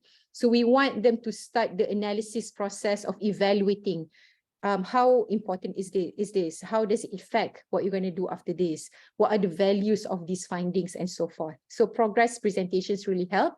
And then this is also where you do the progress assessment to give feedback. And then at the end, in final presentation, for example, for studio, we would invite lecturers from other year. We would invite now, I think most of our, I think since I was a student, for final presentation or pre-final presentation, we would invite practitioners from the industry.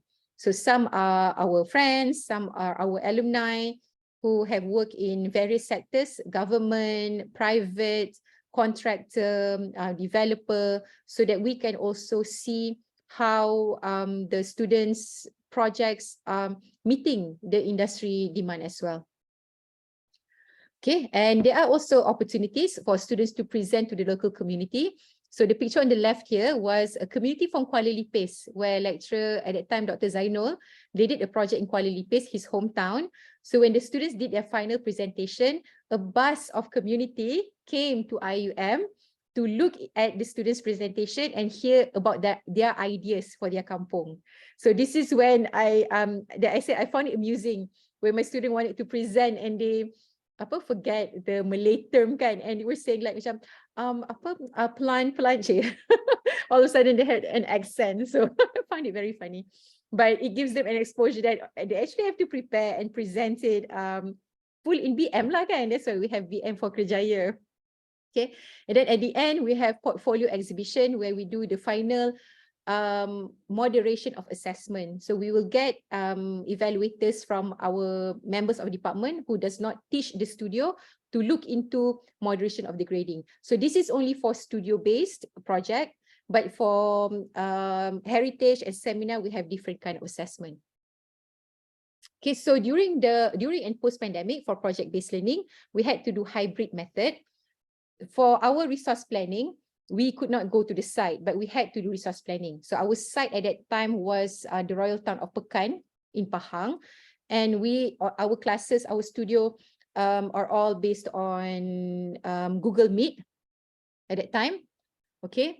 And students had to visit the site using Google Street View and Google virtual reality tour creator.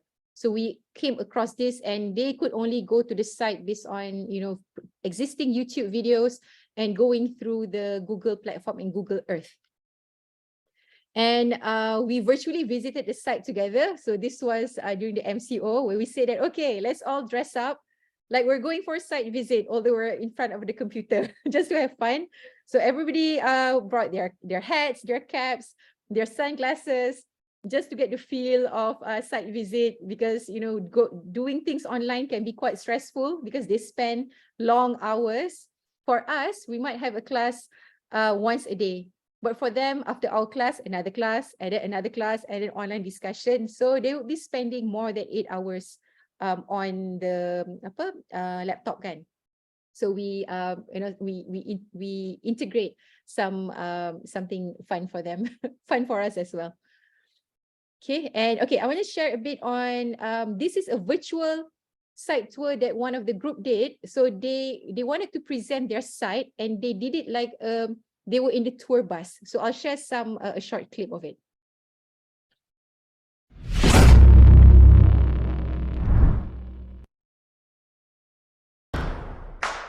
Okay, Assalamualaikum warahmatullahi wabarakatuh to my fellow lecturers and my fellow friends. So today we are from helitravel.co. We are going to take you guys around Pekan Pahang, and we are going on a virtual site visit for the first time. Are you guys interested? Okay, so let's go.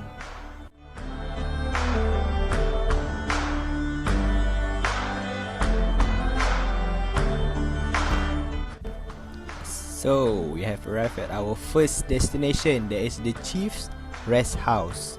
So this Chief Rest House is located at Jalan Seri Terentang, and it have a good quality of Malay architectural, and it is the one of the oldest building in Pekan because it is built in 1929. It is used to be the guest house for the chieftains who visited Pekan. So now it become a guest house for anybody who want to rent this house or this room to live in Pekan.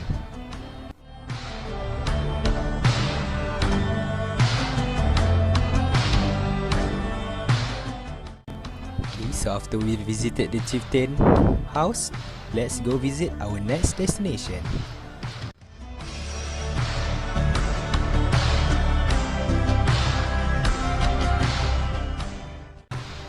This is Okay, so that's a preview of what they have done. So the brief was that we said that, okay, you have to do a virtual site visit. These are some of the platforms that you can use. So, up to you how you want to do it. So for this particular group, I think they did quite an impressive video where they imagine they are a tour guide taking their friends to the site, because it was a big site. So we divided it into 4 quarters so that each group would be showing about the site to another group. Okay, so some of them did I think they record their face, and then they talk, they put a small recordings. So this particular group did it in this way. So yeah, it was quite interesting, and to see what they can do with such limited resources based on the online materials that they have. Okay, so we did a virtual site inventory analysis. So this was when I found that investing in a tablet was one of the most berbaloi lah gadget that I bought and used it until today, and to examine thesis, to give feedback on drawings and so forth. So when they give drawings, then we can give them feedback, and they also evaluate virtually using photos and secondary data. Okay, also during the pandemic and post-pandemic, they use collaborative platforms such as Google Jamboard, because they couldn't work on a big drawing paper together. So Google Jamboard was quite, I think, useful because you can use sticky notes, you can use the markers and to draw, but it might be a bit slow because of the drawing, but they did it anyways. They also do like presentations on Photoshop and on Zoom, where on Zoom, you can use the marker kan, and then you can screenshot, and then also on Google Meet. And then they also use collaborative Google Slide. So each of the group member shared their content to make it a group presentation. And then also Canva. I was quite surprised when they use one Canva for like a whole studio or more than 10 people. So I was quite amazed, because usually when I use Canva, the collaborator would probably be 3 or 4 people, you know, my colleagues who are doing the same document together. But they add like almost a whole studio in Canva, so for them to put together the presentation. So I think even from this, of how they divide the task to each other, how they instruct, would need that skill that comes out from this project-based learning. Okay, and then to present and get feedback, this is when we invite our friends from the industry and our friends from the alumni to listen to their progress presentations and give feedback. So even now, when they can't come, some phases we do it online, just as how we have done it before. And then at that time, it was fully online. So from the ministry, from consultant, even from other universities, we invite them so that they also know feedback from them. But at the same time, we also want to showcase what our students have done. Because although they are in the 3rd year, they are not yet working, but we want those out there to have a good perception and to know, oh, actually, IUM students are doing all of these things. So, you know, our graduates would be on the back of their mind when they're searching for potential employees. Okay, we had guest lectures from other universities. And during the pandemic, we also leveraged on our cross-border panel. So we invited, like my friend invited her previous supervisor, friends and PhD colleagues from the UK, I think it was from Dubai, to give feedback also on the students' presentation. So the students were very nervous and proud at the same time lah, because somebody from, you know, other than their lecturer looking at their presentation. Okay, they also did public exhibition. They posted the exhibition on website. So at this particular batch, they use Wixsite to share their portfolio. And then for the exhibition, they put their manuscripts, they do documentaries on YouTube, they put their ebook on website. Okay, and then this final one that I want to show you is the recent one that we conducted last year, was on typing. So this was the grant that we got from UNESCO.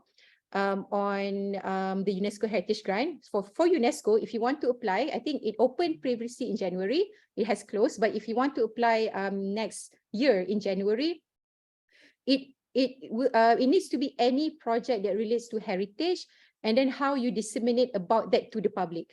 It could be through a seminar, through a forum, or through exhibition, because the idea is that they want heritage to be disseminated. So for us, we propose the topic of typing, the side of typing with the topic of digitalizing heritage. And we secured the grant, alhamdulillah, so our students had a lot more access to better resources for this project. Okay, so at the end, one of the output was an exhibition and also a website. You can go to heritagetyping.com. I'll take you to the site. So the project acronym is The Dawn. First of all, because the dawn means early morning, and typing signified that first. Typing had at least 33 first establishments in Malaysia. Did you know that? First railway station, first museum in Malaysia, first market in Malaysia. So we also didn't know that so much until we did the project. So the acronym stood for Typing Heritage Exploration, Digitalization and Appreciation of Wondrous Narratives. So that was the name of our project. Okay, let me take you to the website. So the students actually formulated the content on the website, and we were able to hire a website designer. So this is the website. And here there are sections about the birth of typing, late garden, the first in typing. Okay.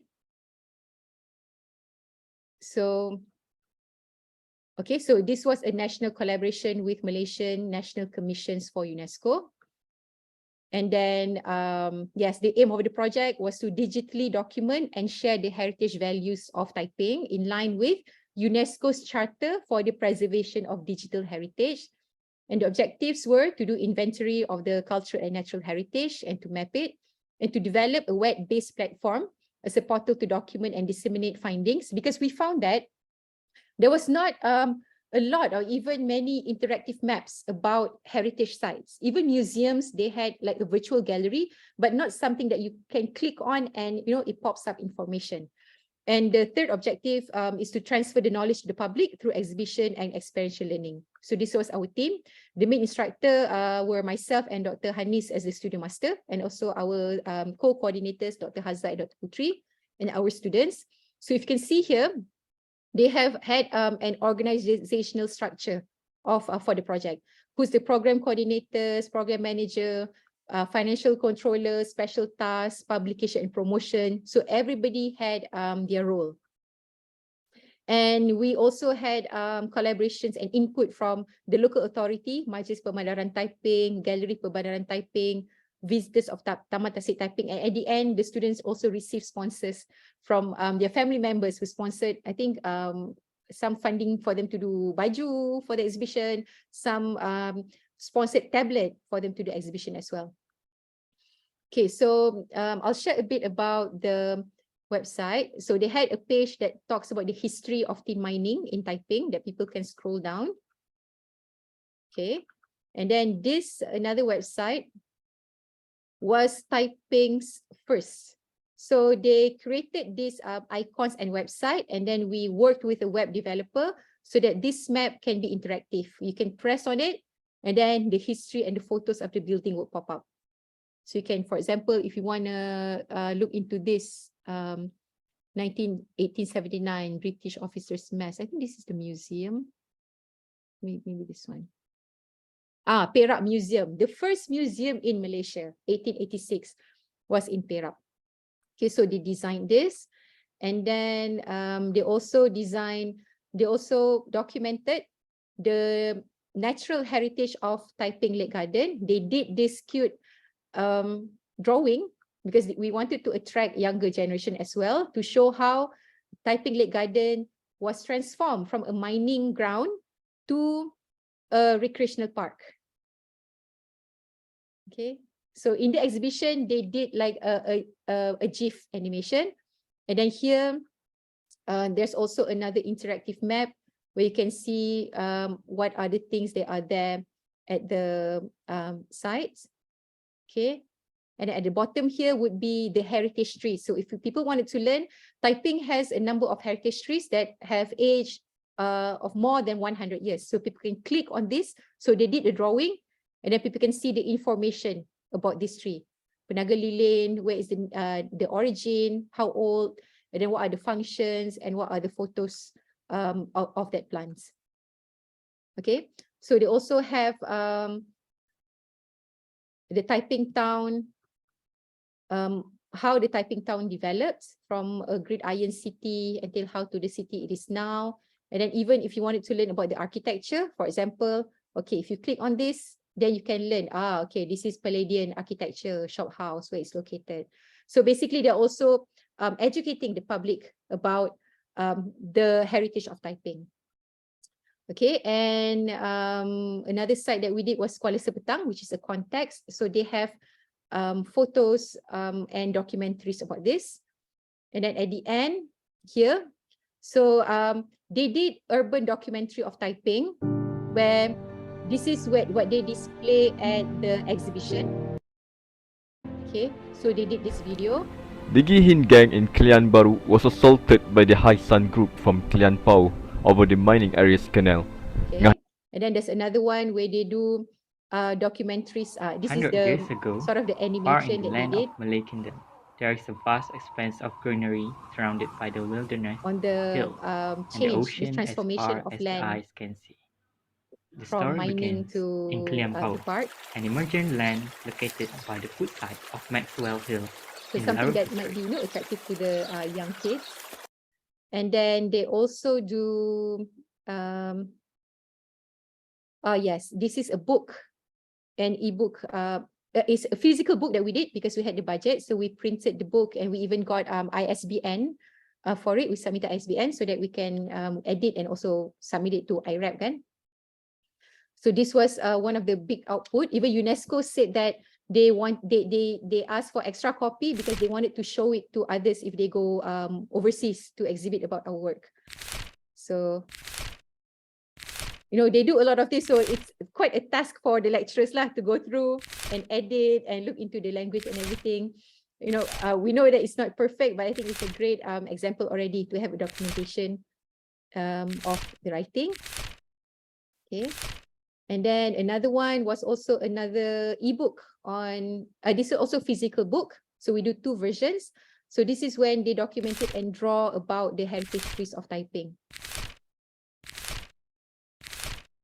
Okay, so they do the map and then, yes, they do the illustration and they also break down this. So we have tangible output also during the exhibition. Okay. And then they have virtual reality. So this is a video that they did at this site, at the exhibition site. Visitors will be wearing the VR glasses.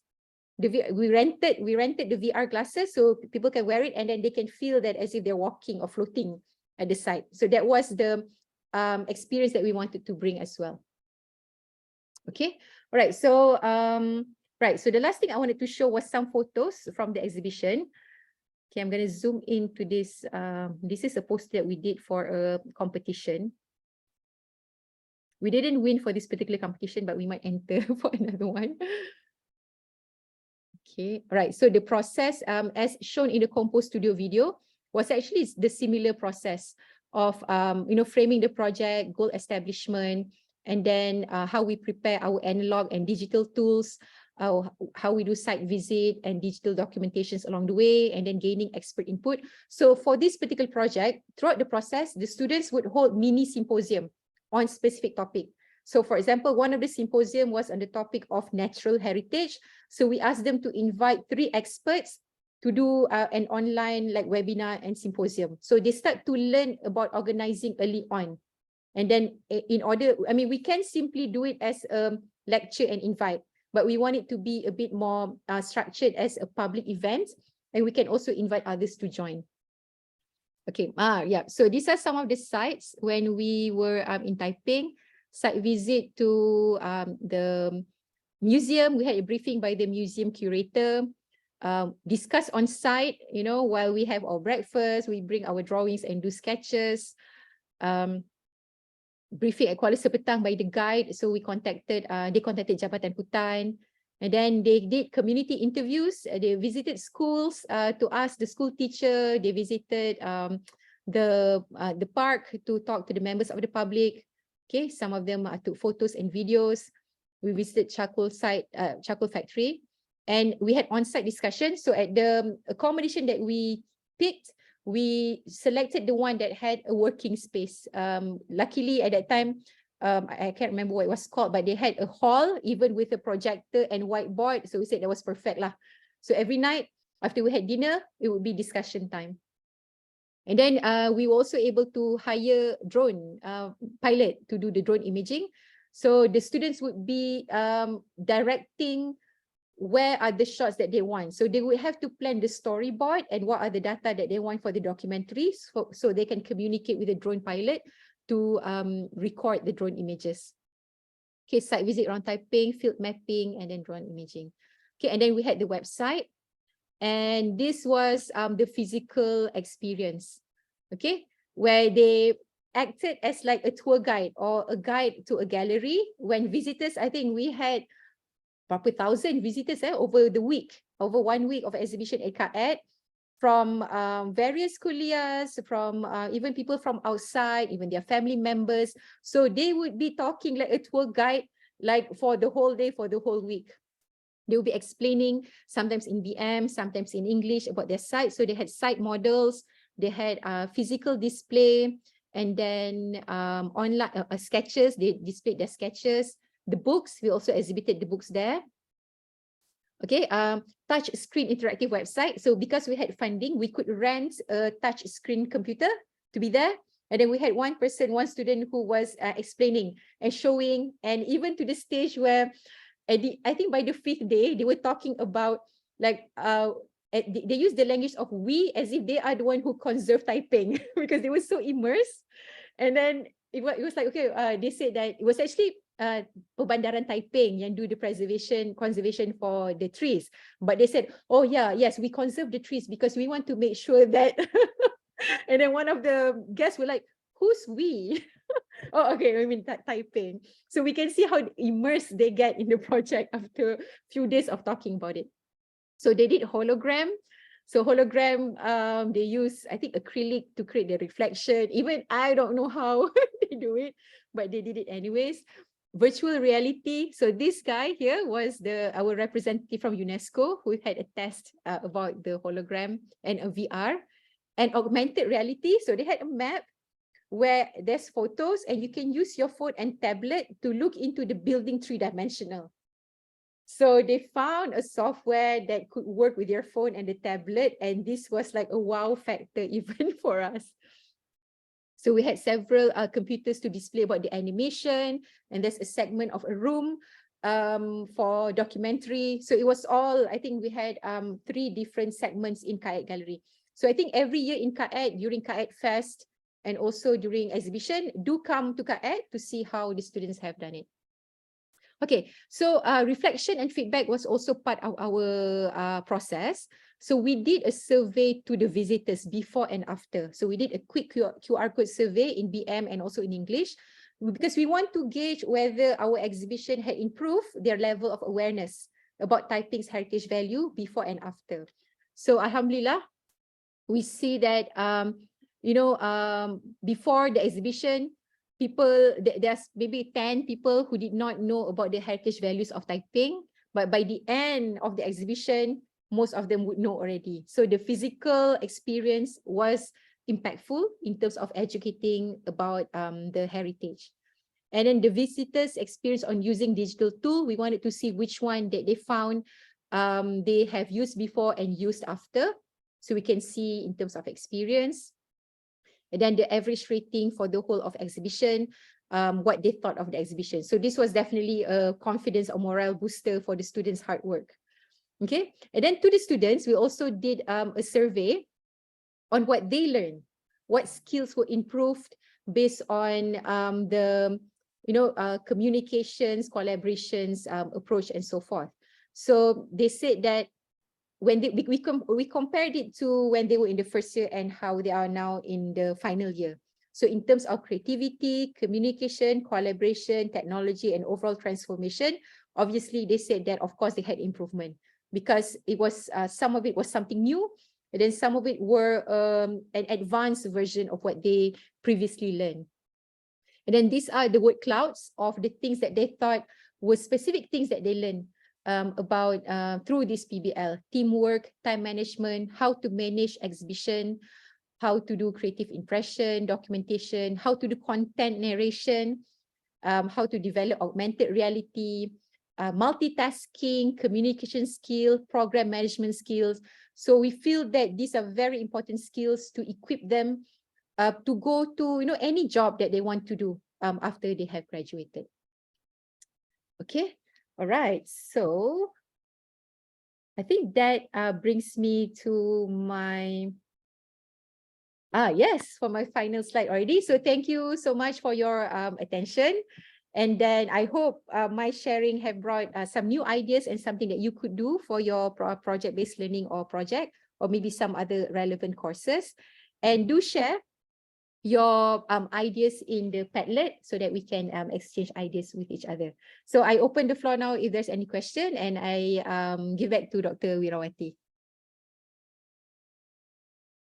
Thank you, Doctor. I think there is a question there from Dr. Mahyudin. Okay, right. So would I repeat the same place for your next PBL course next sem, for example, typing again?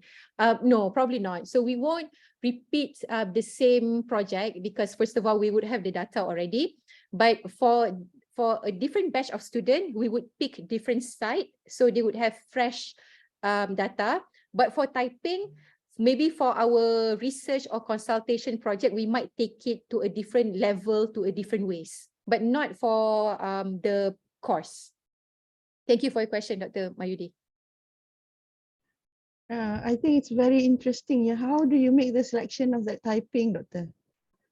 Okay, so because usually when we choose a project for heritage, it could be from our suggestions, it could also be from the student suggestion. Okay, so for typing in particular, because we applied for a grant, so we were looking at heritage towns in Malaysia, and which heritage towns that we felt that had a lot of resources, had a lot of heritage, but maybe not yet as famous as Melaka and Penang. So when we did the grant application, we write up lah the project brief and the executive summary and so forth to say why typing, because typing had all these firsts, but it was not not a lot of people know about it, and it should be disseminated. It had built heritage, it had natural heritage and so forth. So actually when we applied the project in January, but we don't know if we would get it or not, right? Because it's a grant. And then at the same time, the students were already proposing some locations. So they proposed initially Langkawi, I think, and also Perlis. So when we got the news in March, we're like, okay, so it has to be typing because we got the grant. And then when the students pitched their project, they pitched Langkawi and typing. So we still hear their ideas because we want to see the angle that they want to study about the site, although the site may change. And then only later we said that, okay, so we have news for you, that our project site will actually have to shift to typing because we got a grant for it. But whatever you have planned will continue because it's still the same sort of argument and angle.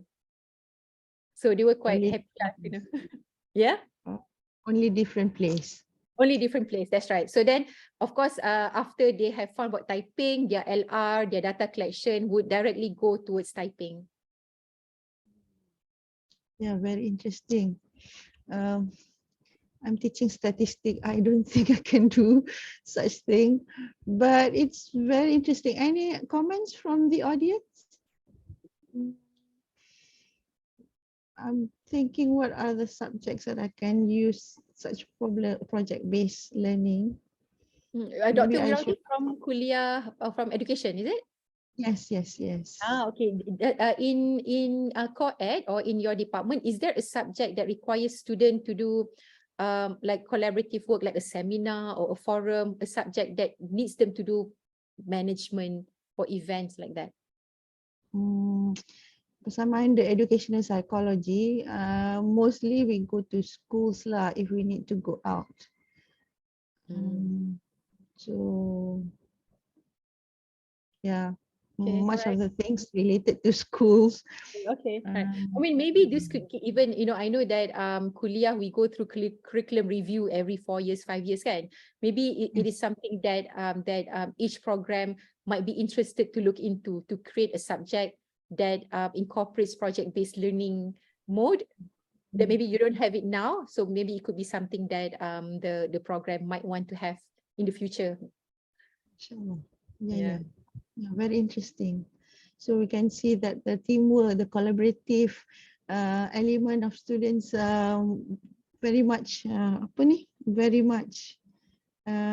developed, right? Through this project base.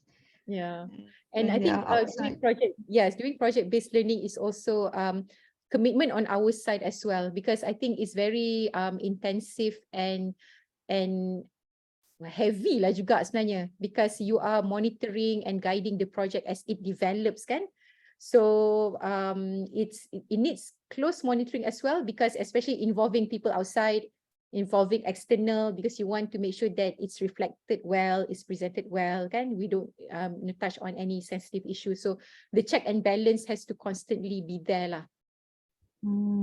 So you need to get all the permissions before you go for the interview for this, and right? So it's a long they learn how to I mean, we say that, okay, you all learn BM for career, kan, and also English for professional, English for academic and profession or something like that, because I've learned that too. So you all should know how to write a letter, but then we still have to review how they write a letter. Sometimes even like the common typo, kan, dia nak tak nak, whether we want it or not, although they have their editor or they have their proofreader, the lecturer still needs to be the final one to just have a look at it before it goes to the public, it goes to the local authority, to the officials, because we want to make sure that there's not any glaring mistake. Oh, thank you, Dr. Shibra, for comment on presentation. Okay, Dr. Nazir, how do I maintain the sustainability for such a learning method? It must have cost a lot. Okay, so like I said, for the one that we do in typing, we do have a grant, but for the ones that we did before this, all were not funded. So it's self-funded. So that's why we leverage really on online platforms. So like, for example, if the students wanted to create website, they can use free platforms such as Wix or WordPress. And then because at that time, when we didn't have funding, students did not know how to do interactive map. But if you use PowerPoint, and PowerPoint, you can hyperlink. You click this button, it goes to slide number 3. Click this button, it goes into slide number 8, for example. And you convert that to PDF, it can almost simulate an interactive map, but just in a PDF manner. So there are various resources that you can do even without funding. That was why one of the things that could spark innovation is that limited resource, limited time. So we work within our means. And if we know that we don't have funding, of course, we don't ask them to do things that would require a lot of funding lah. Maknanya the scale of the exhibition would be different. What they need to print, what they need to display would probably be based on what is available at the kuliah, at the department, and at their own resources. Okay, so now, now the benchmark is for the next heritage. I'm not teaching the next heritage, but of course, it will be quite pressure juga lah kan, because we had funding, but we say that no, this is because we had funding. But if you don't have funding, previous batches for how many belas tahun still were able to do great exhibition without external funding. So students would seek sponsorship.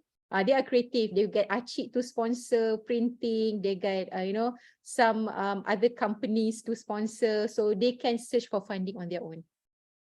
Thank you very much, Dr. Osman.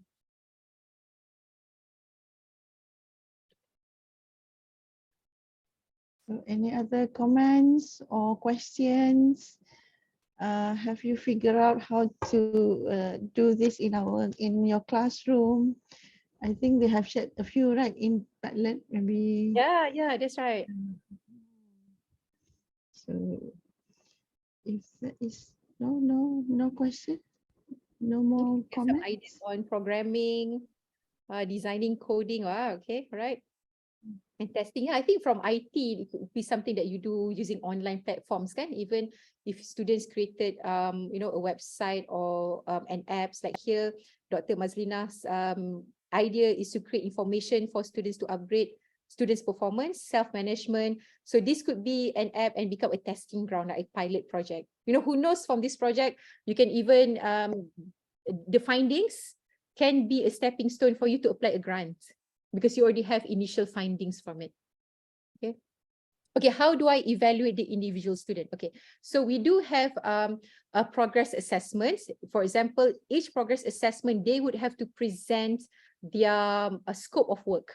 So if the student is in charge of maybe, okay, in the aspect of heritage, one of them would be looking into the maybe architectural elements. Another one would be looking into landscape heritage. So based on their topic, they would have to do progress presentation, just like how we would evaluate when we give assignments to students. So that might be topic based. And then we have another set of evaluation based on how they manage the project. For example, they are in charge of producing, drawing, or digitalizing something. So what are the required skills? So this would be based on the subject matter and also based on the skills acquired or needed for them to do that project. But basically, because it's a project-based learning and it's continuous, we give continuous assessment and continuous feedback. So the likelihood is that the students will do very well because we work closely with them. Okay? And then there are usually no failures lah, unless they don't turn up, they don't attend class, or they simply get barred, kan? But because it's such, they work together, they discuss off class, on class, so they're always around.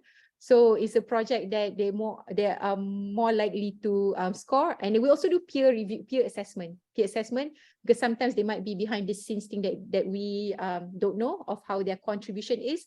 So we give a weightage to moderate their final mark.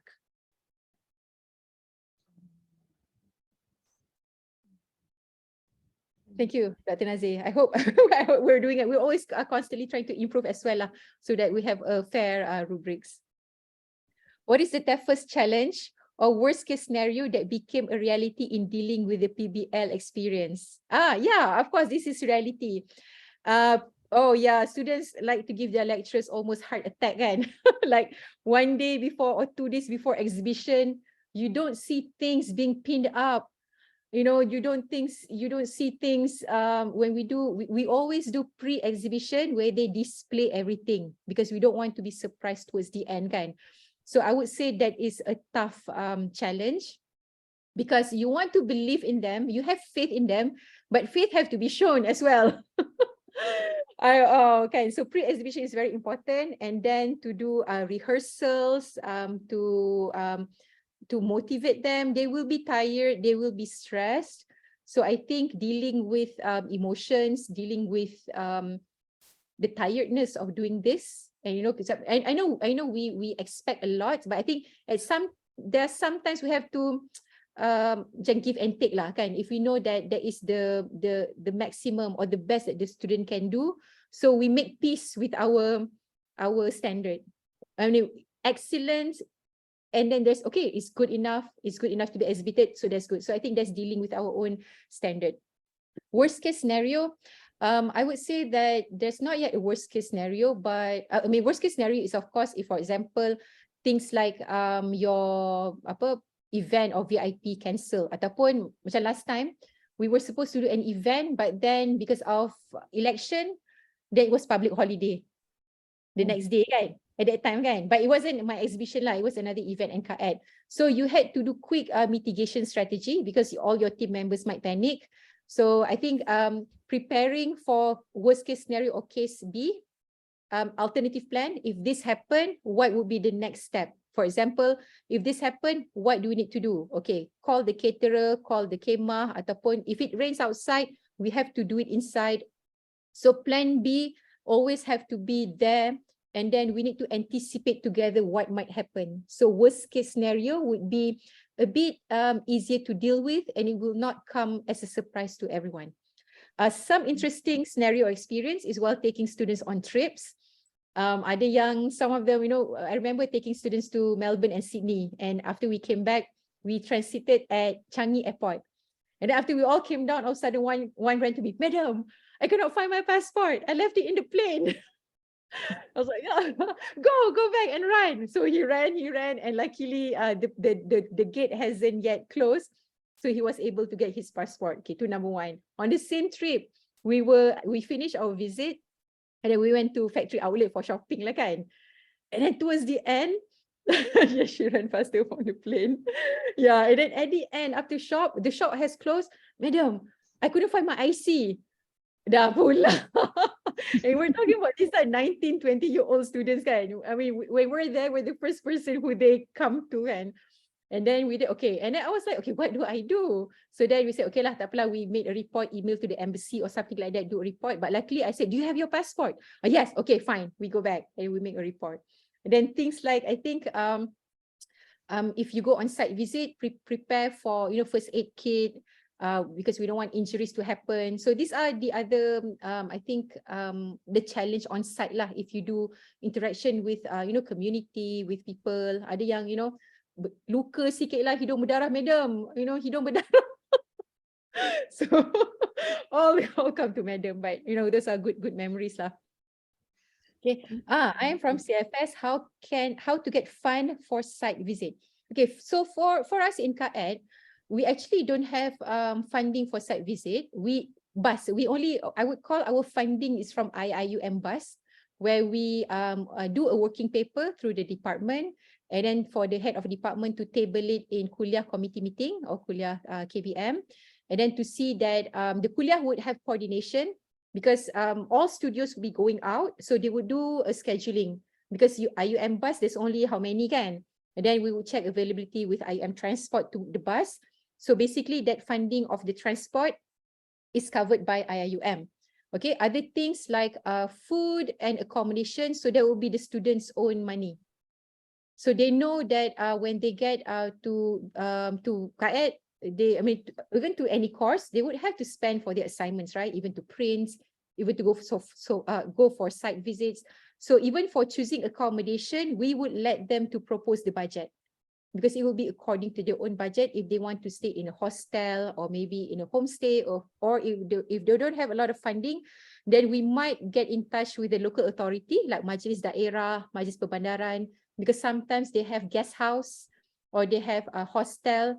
I think I remember at one time we did a study in Lumut when I was a student, and we stayed in the hostel in the Navy area.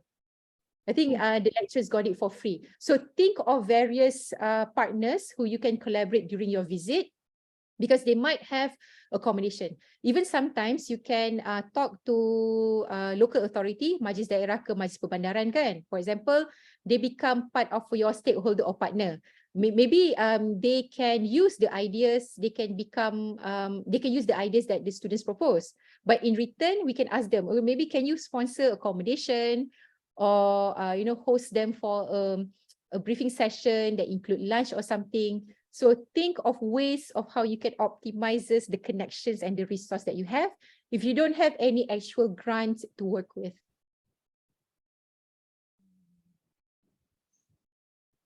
Okay, thank you all for the great questions.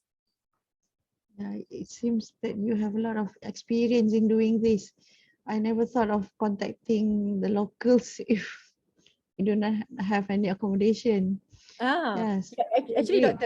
Dr. Wira, one of our lecturer yang masa Dr. Zainul, when he brought students to Kuala Lumpur to do a study on Kuala Lumpur, he deal with the JKK, apa nama dia, yang ketua kampung lah, and the kampung community, where they do like anak angkat program.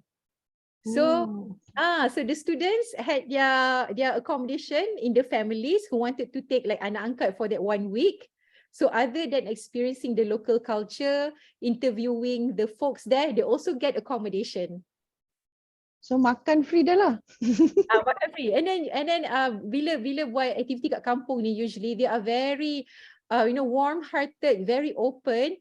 They even celebrated the students like a kenduri, like a doing things together. Like macam dulu kan ada bakti siswa and so forth kan. So these sort of things that are very welcoming. That's why when you do projects like this, also to bear in mind that we shouldn't be putting hopes lah kan to the community, because we're not doing a real project, but we want to share what might be possible, because we also don't want to mislead them to say that, oh, we're giving them all this new park, all this infrastructure, because it's a learning process. So the initial briefing is very important as well. Yeah. Yes, we can learn a lot more from you, Dr. Khalilah. Inshallah, we have to share. Yeah, it's very interesting. Very, very, very interesting. So any other questions? Any other sharing from everyone else? Anyone from KAED also doing project-based learning? Maybe any of your colleagues here? It seems you are very active, yeah, Doctor. Going out. Rajin nak layan students. Anak-anak I treat it as my change of environment jugalah. The last time we went to Taiping kan, the four of us, the lecturers, we do the site visit, the discussion and everything lah. But the four of us, we brought our folded bike, so that while the students do their field work, we rode our bike around Taman Tasik Taiping, but we also get to see them lah on site kan. But we inserted fun work also for ourselves so that we can enjoy the project. Yalah, you manage to find ways to enjoy yourselves Yeah, while doing work. Yes. So I think if there is no other comments or questions, we can end. But before that, can we take a group photo? Can you all turn on your camera so that we can take a group photo before we end?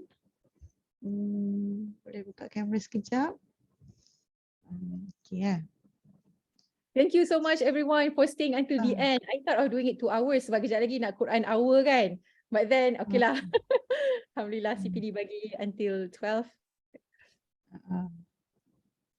Thank you, thank you everyone. Later we will close the. Okay, so let us take the first page first. Okay, one. Dah buka dah kan? Okay, 1, 2, 3. Okay, next page, page 2.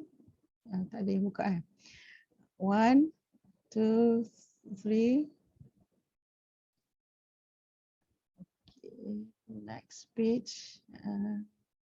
Ramai dah balik 1, 2, 3.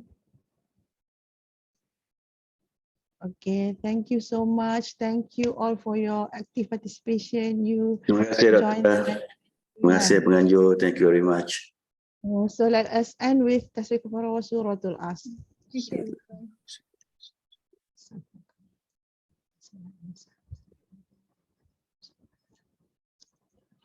Tak serik jemput Dr. Khalilah, nanti kita jemput lagi tau. Thank you so much. Thank you everyone for My pleasure. Thank you everyone. Your attendance, for your attention, for your questions, for your comments. Assalamualaikum warahmatullahi wabarakatuh. Bye. Selamat Hari Raya. Assalamualaikum.